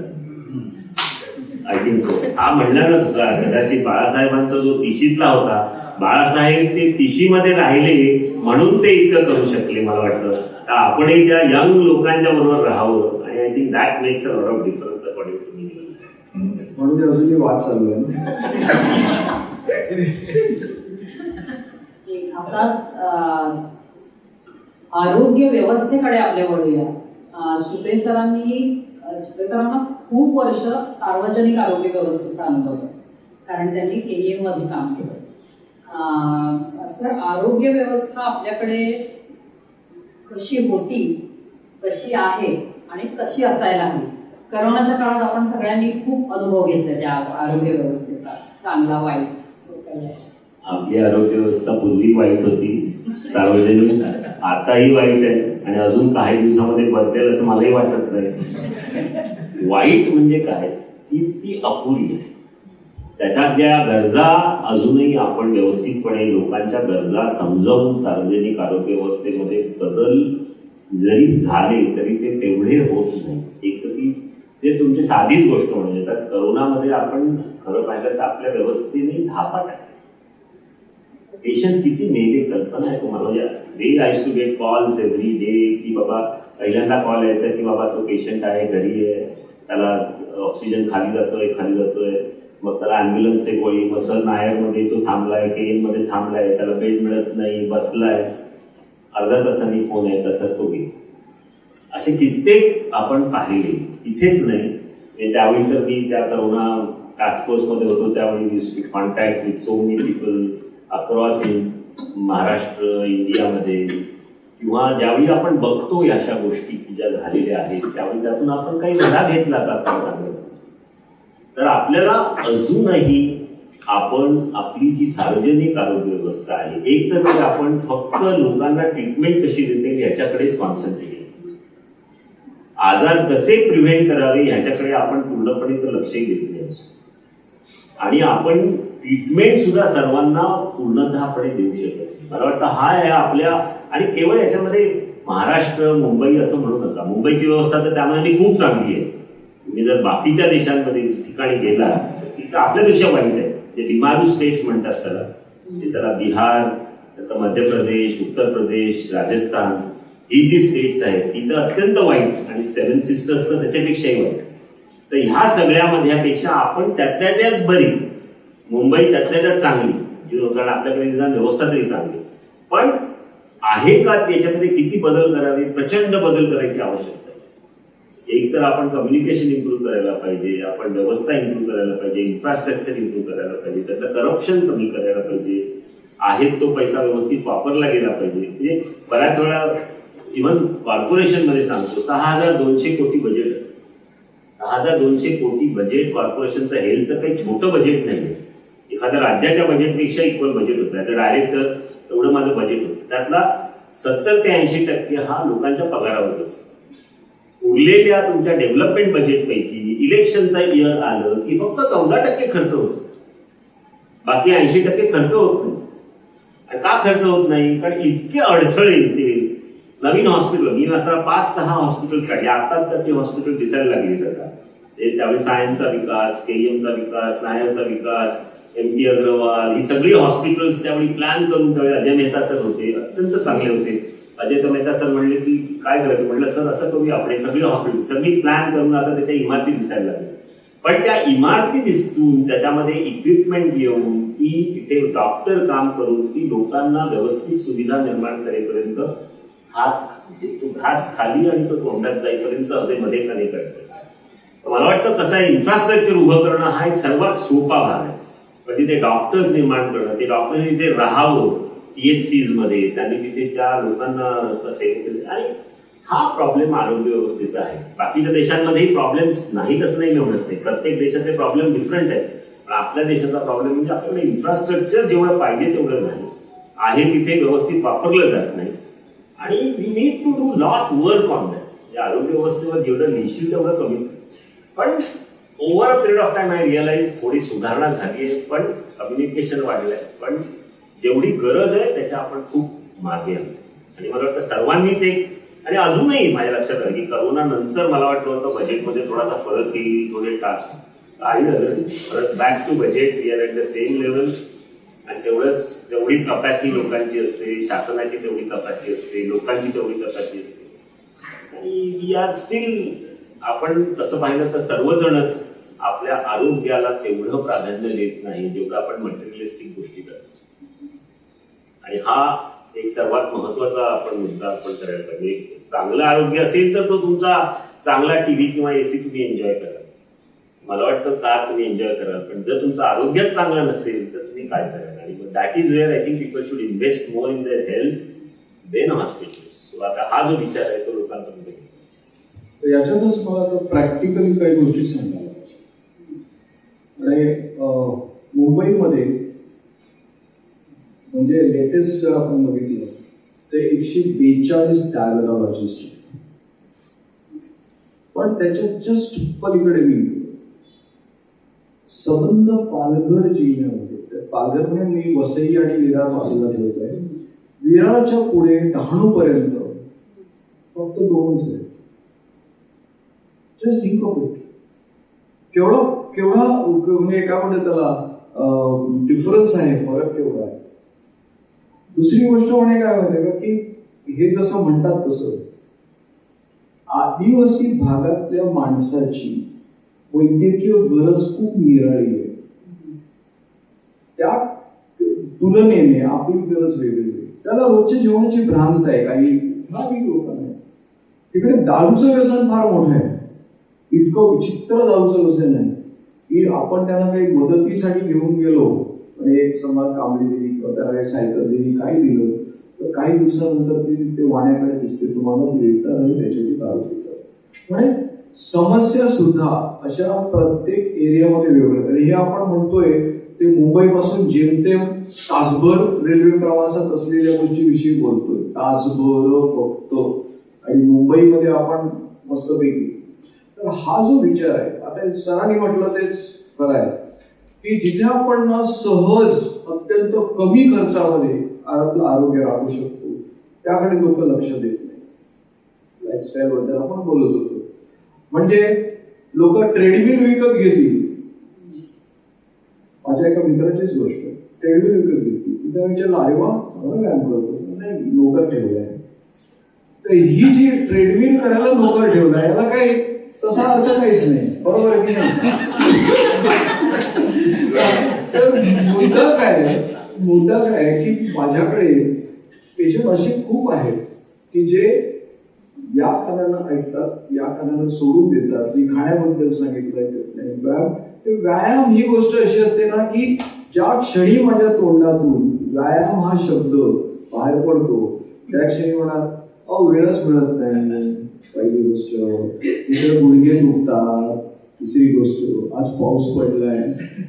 किती कारणं देतात, किती कारणांचं सुद्धा एक छान पुस्तक होईल, काहीतरी ग्रंथालीला काढायला हवे, उत्तम कारणं देतात. त्यात आणखी परत खाण्यामध्ये सुद्धा मगाशी म्हटलं ना ते मलई मेथी मटर, तसे खाण्याच्या बाबतीत सुद्धा काही धमाल गोष्टी येतो.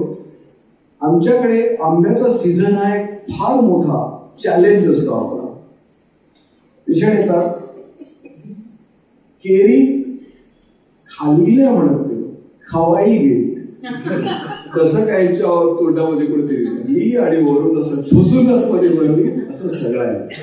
त्यामुळे मुळात काय आहे की दोन जिंदगी की आपण विसरलो, आपल्या डोळ्यासमोर घडलेल्या गोष्टी आहेत. सर आणि मी कॉलेज शाळेमध्ये असताना प्रत्येक वर्गामध्ये निदान 2 किंवा 3 निदान एखादा तरी पोलीस झालेला मुलं असायचे की नाही, जे आता सिनियर लोक आहेत ते सांगतात. आज तुम्ही अख्ख्या मुंबईवर फिरून बघा कुठल्याही शाळेत एकही कोण दिसत नाही. So we have forgotten very important, prevention is better than cure.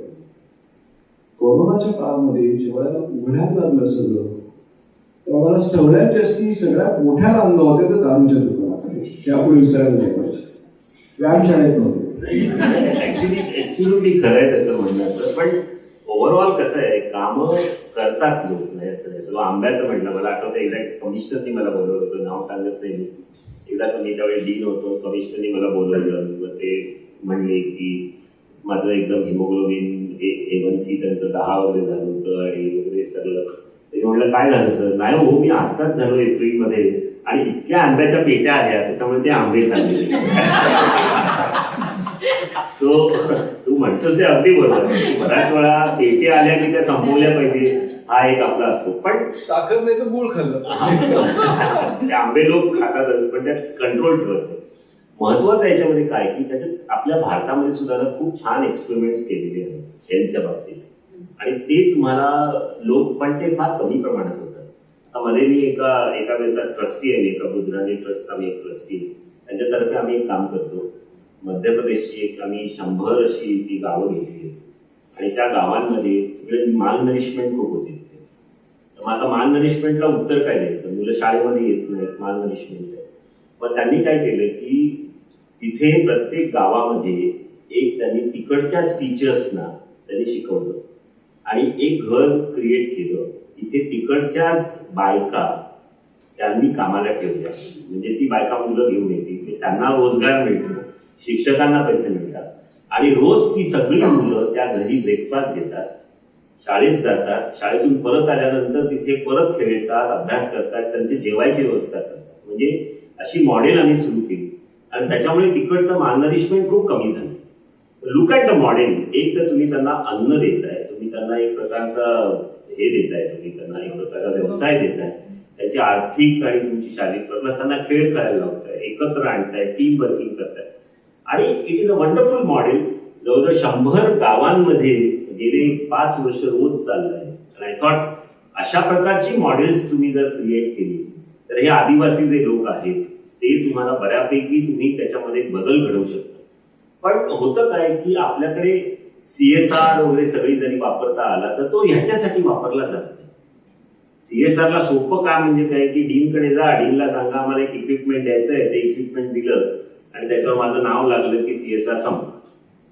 पण त्याच्या पलीकडे जाऊन तुम्ही ज्यावेळी अशा तळाला जाऊन लोकांची हेल्थ प्रिव्हेंट करण्यासाठी काम करता, मला वाटतं ते फार मोठं काम आहे. आणि तू जो दुसरा प्रश्न विचारला नाही की डायबेटॉलॉजिस्ट 180 इथे आणि 2 तिकडे का? आता नॉर्मली कसं असतं, तुम्ही ज्यावेळी मोठ्या कमिट्यांवर बसता, ज्यावेळी दिल्लीमध्ये किंवा MCI मध्ये, त्यावेळी हा प्रश्न येतो. आता आम्ही असं खूप कमिट्यावर असायचो, त्यावेळी आपण बघतो की बाबा आपल्या देशात कशाची कमी आहे, अॅनेस्थेटिस्टची कमी आहे, डायबेटॉलॉजिस्टची कमी आहे. तर आपण एक नंबर बघतो, एवढे पाहिजेत आपल्याला एवढे बघतो, पण त्याचं डिस्ट्रीब्युशन आपण बघत नाही. आणि बऱ्याच वेळा काय आहे की सगळे डिस्ट्रीब्युशन असतं ते शहरातच असतं, पेरिफेरलला कोणी जात नाही. पण त्याला एक थिअरी आहे, त्याला आपण ओव्हरफ्लो थिअरी म्हणतो. ओव्हरफ्लो थिअरी म्हणजे काय की ज्यावेळी एका विशिष्ट भागामध्ये ते डॉक्टर जास्त होतात त्यावेळी ते शहरातून जिल्ह्यामध्ये, जिल्ह्यातून तालुक्याला, आणि हे चित्र तुम्हाला आता महाराष्ट्रात दिसायला लागलं. तुम्ही म्हणजे बघणार काय, तुम्ही जी 3 पुस्तकं काढली, व्हेरी हॅपी विज्ञान आणि आरोग्यानी त्याच्यात लेख लिहिलाय. पण ओव्हरऑल इफ यू रिअलाइज की महाराष्ट्र, कर्नाटका, तामिळ, केरळा ह्या राज्यांमध्ये आज तुम्ही तालुक्याला जा, तिथे आता कार्डिओलॉजिस्ट किंवा अवेलेबल असतात. पण हेच तुम्ही जर वरती जा, तिथे अजूनही ती परिस्थिती आहे. तर मला वाटतं जसजसे डॉक्टरची संख्या वाढेल तसतसं हे ओव्हरफ्लो होऊन मायग्रेशन होईल. प्लस टेलिमेडिसिन आलं. माझ्या मते ह्या अनुषंगाने त्याचा जर योग्य वापर आपण करून घेतला तर मला वाटतं मेळघाटमध्ये सुद्धा आपण सुपर स्पेशालिटी ट्रीटमेंट देऊ शकू तेवढ्या जाईल. अर्थात त्याचा आवश्यकता आहे की नाही हा वेगळा प्रश्न आहे, पण देऊ शकू आपण. आणि बराच वेळा बघत नसताना सुद्धा आपण इंजेक्शन ठोकतो, पण त्यांना आपण अवेलेबल करून देऊ शकतो आवश्यकता. मला वाटतं हा जो आपल्याकडचा जो प्रसार आहे त्याची एक दिशा आपण ठरवणार असतो आणि ती सार्वजनिक व्यवस्थेमध्ये होत नाही. बरीचशी असते ती पॉलिटिकली ओरिएंटेड असते किंवा त्याच्यामध्ये तुम्हाला कॉस्ट ओरिएंटेड असते, पण त्याच्यामध्ये जी खरी गरज आहे समाजाची ती परत आपण पोहोचवतो. तो एक आपल्या आरोग्य व्यवस्थेतला एक फार मोठा असा दोष आहे. मला फक्त एक रिक्वेस्ट करायची आहे, ग्रंथालयाचा प्लॅटफॉर्म वापरायचा आहे. कशासाठी माहितीये का की एक कारण यांच्या सगळ्या ओळखी असतात, त्यांच्या अनेक मित्रमंडळी असतात, त्याचे चांगल्या लेवलला असतात. या लोकांना एक गोष्ट करता येईल, ती गोष्ट म्हणजे जर आपल्याला रुरल एरियाजमध्ये अशा एरियाजमध्ये जिथे गरज आहे तिकडे डॉक्टर जावंसं वाटत असेल तर आपण त्यांना सॉफ्ट देऊ शकतो का? सरकारने सांगावं की डॉक्टर्स इथे गेले, पुढचे 15 वर्ष तुला टॅक्स लागणार नाही किंवा तिथे फॅसिलिटी मिळवण्यासाठी तुला बऱ्याच गोष्टी आम्ही सुविधा देऊ. नाही होऊ शकणार असं नाहीये, कुणीतरी सुरुवात केली पाहिजे. आणि पर्कोलेट करायचं असेल तर तिथलं इन्फ्रास्ट्रक्चर उभं करण्यासाठी म्हणून काही लोकांना उद्युक्त करायला लागेल. आणि इन्व्हेस्टमेंट कधी मी करणार ज्यावेळेला मला रिटर्न्स असतील त्यावेळेला करणार ऑनेस्टली. त्यामुळे आपल्यापैकी प्रत्येकाची विचारसरणी बदलली पाहिजे. ती म्हणजे डॉक्टरने पैसा कमवणं म्हणजे गुन्हा आहे, ती विचारसरणी बदलली. त्याचं कारण सांगतो. एखादा समजा आता उद्या अशी घटना घडल्या की IITच्या एखाद्या मुलाला सांगितलं सगळ्यांनाच की तुम्हाला फक्त 10,000 रुपये पगार मिळेल महिन्याला, पुढच्या वर्षीपासून किती लोक IITला जातील?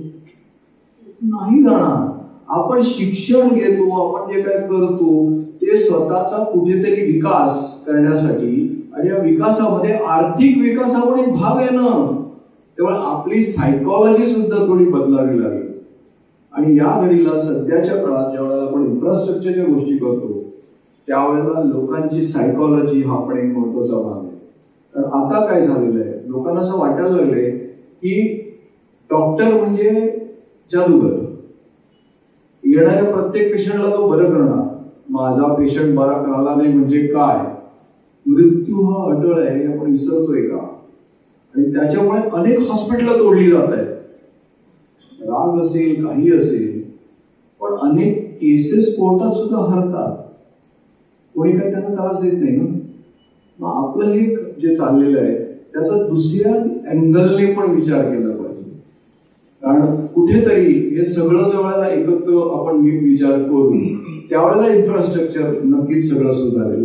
कारण लोकांना जाण्यासाठी पण काहीतरी कारण द्यायला पाहिजे ना. शेवटी इट्स अन इकॉनॉमी. ओके, कळलं पाहिजे ते. आणि दुसरी गोष्ट, त्या तिथे गेल्यानंतर त्यांना सेक्युअर पण वाटलं पाहिजे. हा पण एक महत्वाचा भाग आहे. त्या सिक्युरिटीच्या गोष्टी काही काहीतरी बदलायला हवं एवढं नक्की आहे. आणि तो बदल मुळापासून तुमच्या आमच्यापासून पण सुरू व्हायला पाहिजे हे तितकंच करायचं. जसं आता साधी म्हटलं prevention is better than cure. Prevention सारख्या गोष्टी म्हणजे हेल्थ सांभाळायला पाहिजे. मला आपण सगळेच जण, बहुतेक जण, सगळे जण असं म्हणता येणार नाही, बहुतेक जण डॉक्टरांकडे केव्हा जातो?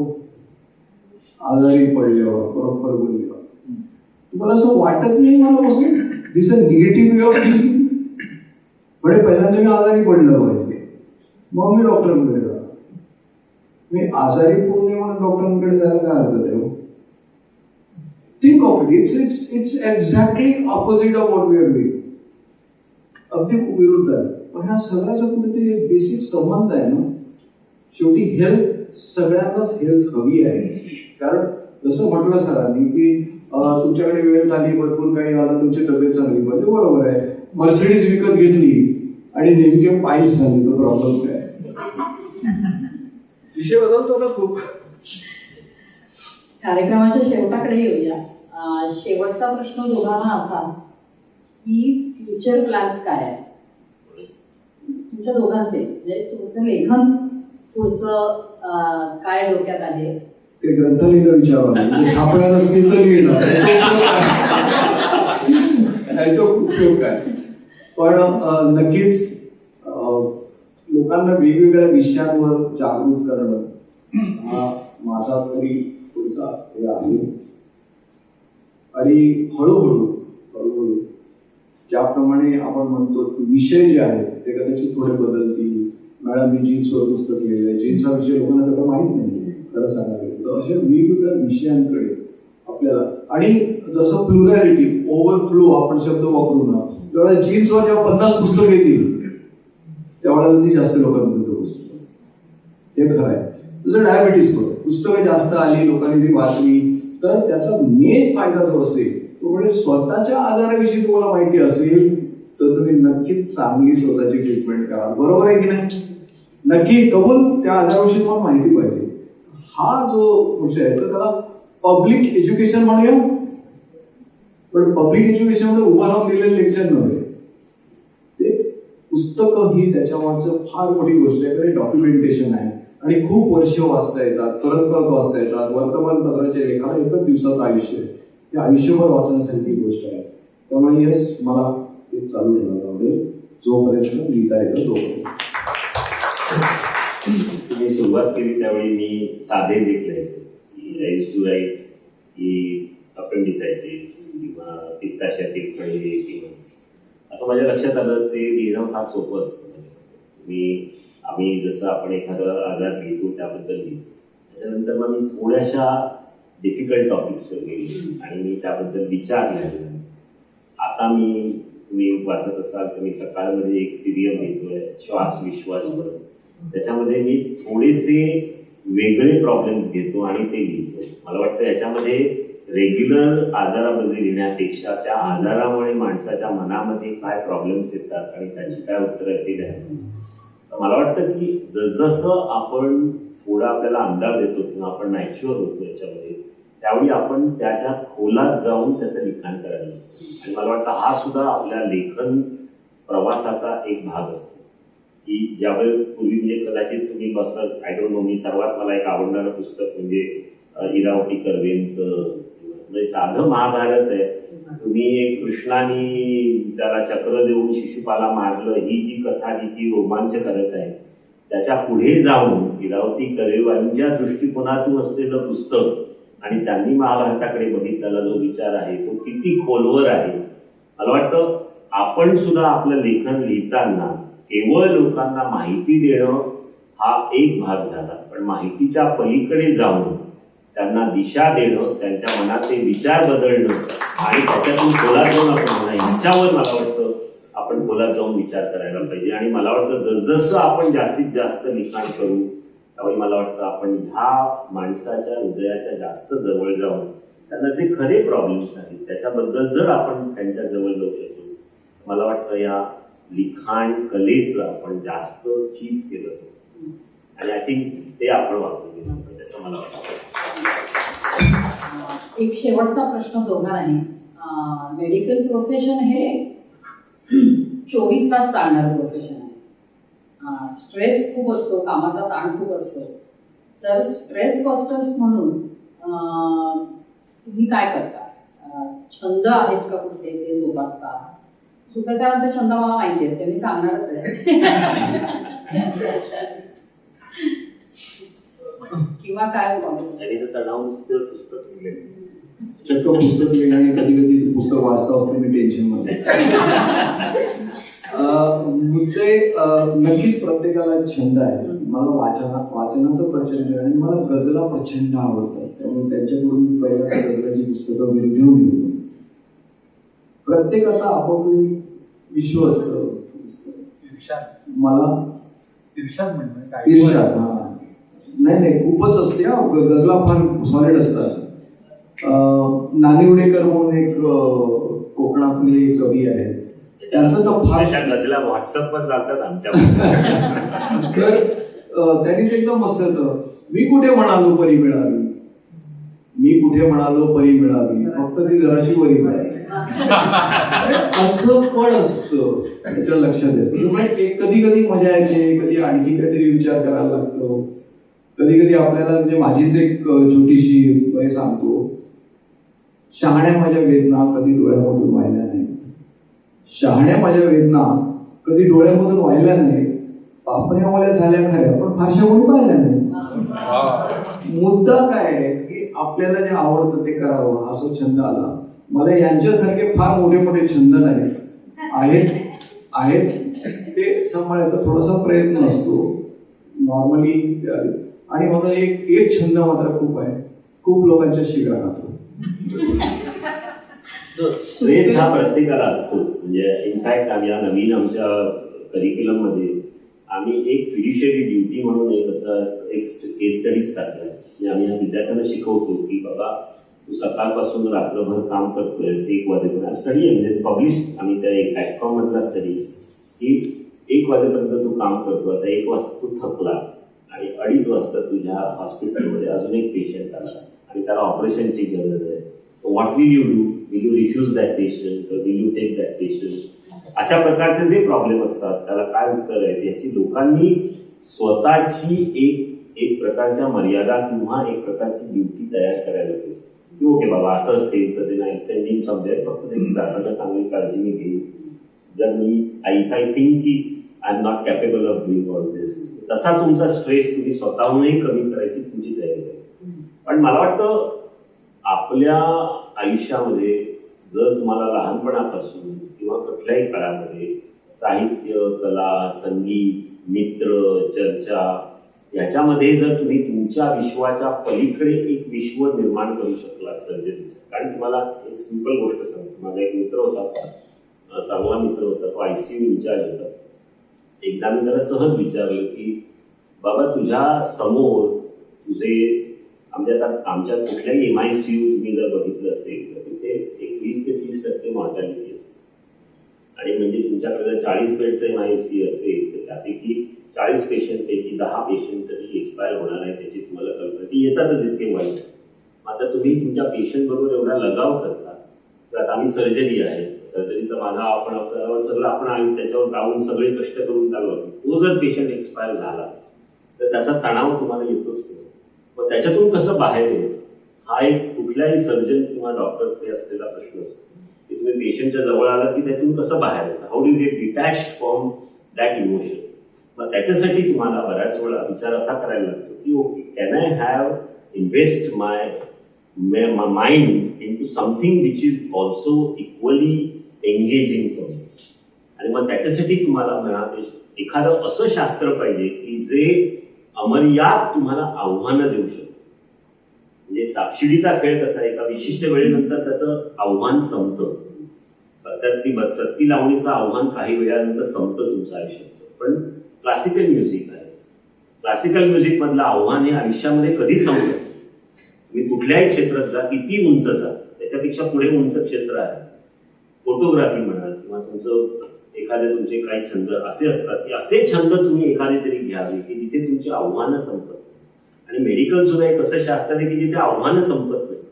आणि अशा 2 शास्त्रामध्ये ज्यावेळी तुम्ही चालता त्यावेळी मला वाटतं तेव्हा तुम्ही कुठेतरी बॅलन्स ठेवू शकता. अदरवाईज काय होतं की तुम्ही कुठेतरी थकून जाता, फटीग होतो. आणि हे तुम्हाला मी कुठे पाहतो, आज आता आपल्याकडे IT जमात येते. आमच्याकडे इतके पेशंट येतात ITचे, 30-40 मुलं असतात, त्यांचा लाखो करोडो रुपये पगार असतो. वयाच्या 40व्या वर्षी फ्रस्ट्रेट होऊन किंवा फटीग होऊन येतात. आणि मग त्यांना वाटतं की ओके आता मी खूप कमवलं, मग त्यांना स्ट्रेस होतो, मग त्यांना बाकीचे हेल्थ प्रॉब्लेम असतात. आणि मग देन दे फील की okay I should have invested my life into something else. So एक स्टोरी आमचे सर यांनी सांगायचे. नादिया कम्युनिस्ट नावाची एक मुलगी होती, तिला 16 वर्ष असताना 4 गोल्ड मेडल मिळाले ऑलिम्पिकचे. म्हणजे आयुष्यातला पीक आहे, तिने तो 16व्या वर्षी गाठला. त्याच्यानंतर काय डाऊनफॉल असेल. तर तुम्ही तुमच्या आयुष्याचा विकास हा असा करा की तुमचा जो पीक आहे तो 60 नंतर किंवा 65 नंतर येईल, म्हणजे तुमच्या आयुष्यात आव्हानं राहतील आणि तुम्ही तो स्ट्रेस सांभाळ. हा तेवढा चांगला विचार आपण तयार होतो. तुमची आव्हानं अशी करा तुम्ही की तुम्हाला ती तणावापेक्षा चॅलेंज देतील आणि प्लस एक लॅटरली तुम्ही काहीतरी तणावमुक्ती करा. मला वाटतं की प्रत्येकाने आयुष्यामध्ये 30 मिनिटं दिवसातला व्यायाम आणि 30 मिनिटं तुम्ही मेडिटेशन किंवा संगीत किंवा योगा असं करायला पाहिजे. I think that gives you lot of energy to boost. आणि प्लस मेंटल प्रिपरेशन, चांगला मित्रपरिवार, वाचन, कुठल्या तरी छंदात तुम्ही मन टाकलं ना की तुम्ही या सगळ्या तणावातून बाहेर जाता. मला वाटतं नाहीतर माझा तर स्ट्रेस मॅनेजमेंटवर खूप अभ्यास आहे. Stress management in medical students आम्ही खूप अभ्यास केला त्याच्यामध्ये, कारण आमच्याकडे सुसाईड्स खूप होतात. मग त्याच्यामध्ये आम्ही खूप प्रयत्न केले की ह्याच्यातून लोकांना कसं काढायचं. पण ह्याचं शिक्षण तुमच्या कॉलेजपासून झालं पाहिजे, तरच तुम्ही असे छंद पाळू शकाल. आणि योग्य वेळी तुम्हाला योग्य माणसं मिळाली पाहिजे. हे नेटवर्क स्ट्रॉंग पाहिजे. आजच्या जगाचा तुम्ही एक जर चांगला शब्द मी ऐकला तर तुमचं नेटवर्क स्ट्रॉंग पाहिजे. वेदर इट इज इंटरनेटचं नेटवर्क किंवा फ्रेंड्सचं नेटवर्क स्ट्रॉंग शिवाय तुम्ही आज सर्वाइव्ह होऊ शकत नाही. सो नेटवर्किंग इज द बज वर्ड टुडे. आणि तुमचं नेटवर्क स्ट्रॉंग असेल तर यू कॅन डू एनिथिंग. यासाठी नियमित प्रतिभामध्ये यायला पाहिजे. सुपेश स्वतः स्ट्रेस बस्टर म्हणून अनेक छंद जोपासतात. त्यातले ते जगभर फिरलेले आहेत. ते हायकिंग, ट्रेकिंग केलेलं आहे त्यांनी.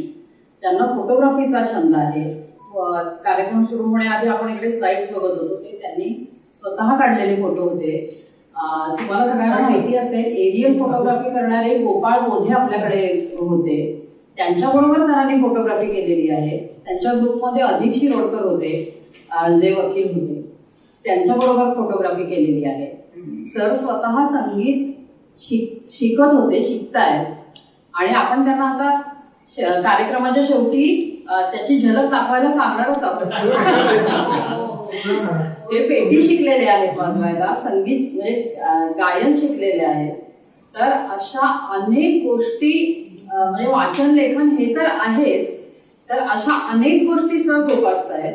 प्लस त्यांनी KEM सारख्या हॉस्पिटलमध्ये काम केलेलं आहे. ते काम किती टायरिंग असतं, सार्वजनिक रुग्णालयामध्ये काम करणं. फेमरचं काम केलेलं आहे, जे इंटरनॅशनल लेवलवर होतं, मेडिकल एज्युकेशन मध्ये होतं. तर अशा असंख्य, स्वतःचं एक GI डिपार्टमेंट त्यांनी पूर्ण सांभाळलेलं आहे. तर अशा अनेक गोष्टी सांभाळणारे सर छंद पण अनेक जोपासतात. सर एक गाणं होऊन जाऊ दे छान. एवढं मी नाही म्हणत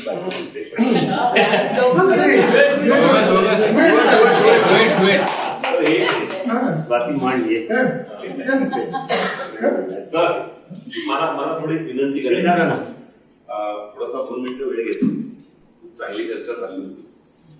सर मला काय म्हणायचंय की आतापर्यंत तुम्ही बरीचशी पुस्तकं पेशंटसाठी लिहिली, त्यांचं आरोग्य सुधारण्यासाठी लिहिली, पण काही असे अनुभव आहेत की ह्याच्यानंतरचं एखादं तरी पुस्तक तुम्ही डॉक्टरांसाठी लिहा. त्याचं कारण असं आहे की आता तुम्ही खूप प्रतिभासंपन्न डॉक्टर आहात, तुम्ही कोणाचा तरी आदर्श घेतला आहात, म्हणून आज तुमची हॉस्पिटलमध्ये एक मंदिर म्हणून लोक म्हणतायत, तुमच्याकडे देव म्हणून बघितलं जातं. बरेचसे उदयोन्मुख असे डॉक्टर आहेत तरुणाईतले की ते चक्क भावना शून्य असतात. आज तुम्ही टाटाला गेलात, मी एक सोशल कॅटेगरीवर काम करतो, बरेचसे अनुभव मला आलेले आहेत. तिथे पेशंटशी सुसंवाद करायलाच कोणी नसतं. तो अनुभव जो त्याला कळत नाही आपल्याला काय करायचंय काय नाही वगैरे. बिलं कमी करू नका, पैसे घेऊ नका असं म्हणत नाहीये, पण त्यावेळी त्याच्या मानसिकतेचा विचार करतो. अशा उदयोन्मुख डॉक्टरांनी त्याच्याशी सुसंवाद साधला तर कदाचित मला वाटतं ते त्या पेशंटसाठी खूप मोठं औषध ठरू शकेल. तर माझी रिक्वेस्ट आहे की ह्या पुस्तकाबरोबर डॉक्टरांना अशा पद्धतीने पेशंटशी वागण्यासाठी एखादं पुस्तक सर तुम्ही सुद्धा कुणीतरी लिहावं अशी माझी रिक्वेस्ट आहे. तेवढी कॅपॅसिटी नाही हे नक्की चांगली सूचना नक्की. आणखी कोणाला काही सूचना, प्रश्न विचारायचे आहेत का दोघांना? सुपेश सर आणि नाईक सर दोघेही वेळात वेळ काढून आले. आपली एक सुंदर संध्याकाळ आपल्याला दिली त्या दोघांनी, त्याबद्दल त्या दोघांचे खूप खूप आभार. आणि आपण सगळ्यांनी बोला समारोप नाही करत. आपण सगळ्यांनी ह्या संध्याकाळला 4 चांद लावले. ग्रंथालयाने मला त्यांच्याशी संवाद साधायची संधी दिली, त्याबद्दल ग्रंथालयाच्या माझ्या सगळ्या मित्रमैत्रिणींचे खूप धन्यवाद. मंडळी, खूप रंगलेली ही गप्पांची मैफल, पण तरी देखील कुठेतरी त्याला एक अंत असायला हवा म्हणून आपण त्याचा आता इथे समारोप करतोय. ही मैफल रंगवण्यासाठी त्यांनी खूप मोठा त्यांचा वाटा आहे. त्या वैशाली घोडेबद्दल मी काहीच मगाशी सांगितलं नाही. त्या गेली 26 वर्ष पत्रकारितेत आहेत आणि त्यांनी खूप उत्तम महानगर आणि सकाळमध्ये लेखन केलेलं आहे. मी हिजडा मी लक्ष्मी या लक्ष्मीनारायण त्रिपाठी यांचं आत्मचरित्र आहे, त्याचं शब्दांकन त्यांनी केलंय आणि A.K. हंगल यांच्या आत्मचरित्राचं त्यांनी इंग्लिश आत्मचरित्राचा मराठी अनुवाद केलाय. त्यांनी आज ही मुलाखत अतिशय सुंदर रंजकतेने घेतली आहे. आतापर्यंत हे जे प्रतिबांगण आहे, सुपे सरांनी सांगितलं की नेटवर्क, तर प्रतिबांगण हे ग्रंथालयाचं नेटवर्क वाढवण्याचाच एक मार्ग आहे. जिथे प्रतिभेचं प्रत्यंतर आपल्याला समोर व्यासपीठामध्ये येते. अंगणामध्ये बसून जसे आपण आगळ ऐसपैस मन मोकळ्या गप्पा मारतो, त्या गप्पा इथे होत आहे. आतापर्यंत इथे 4-5 छोटे कार्यक्रम झाले. लता मंगेशकरांचा जो ग्रंथालयाने विशेषांक प्रकाशित केला त्याचं प्रकाशन झालं, तेव्हा इथे सुदेश भोसले आले होते, त्यांनी एक छोटीशी मैफल सादर केली.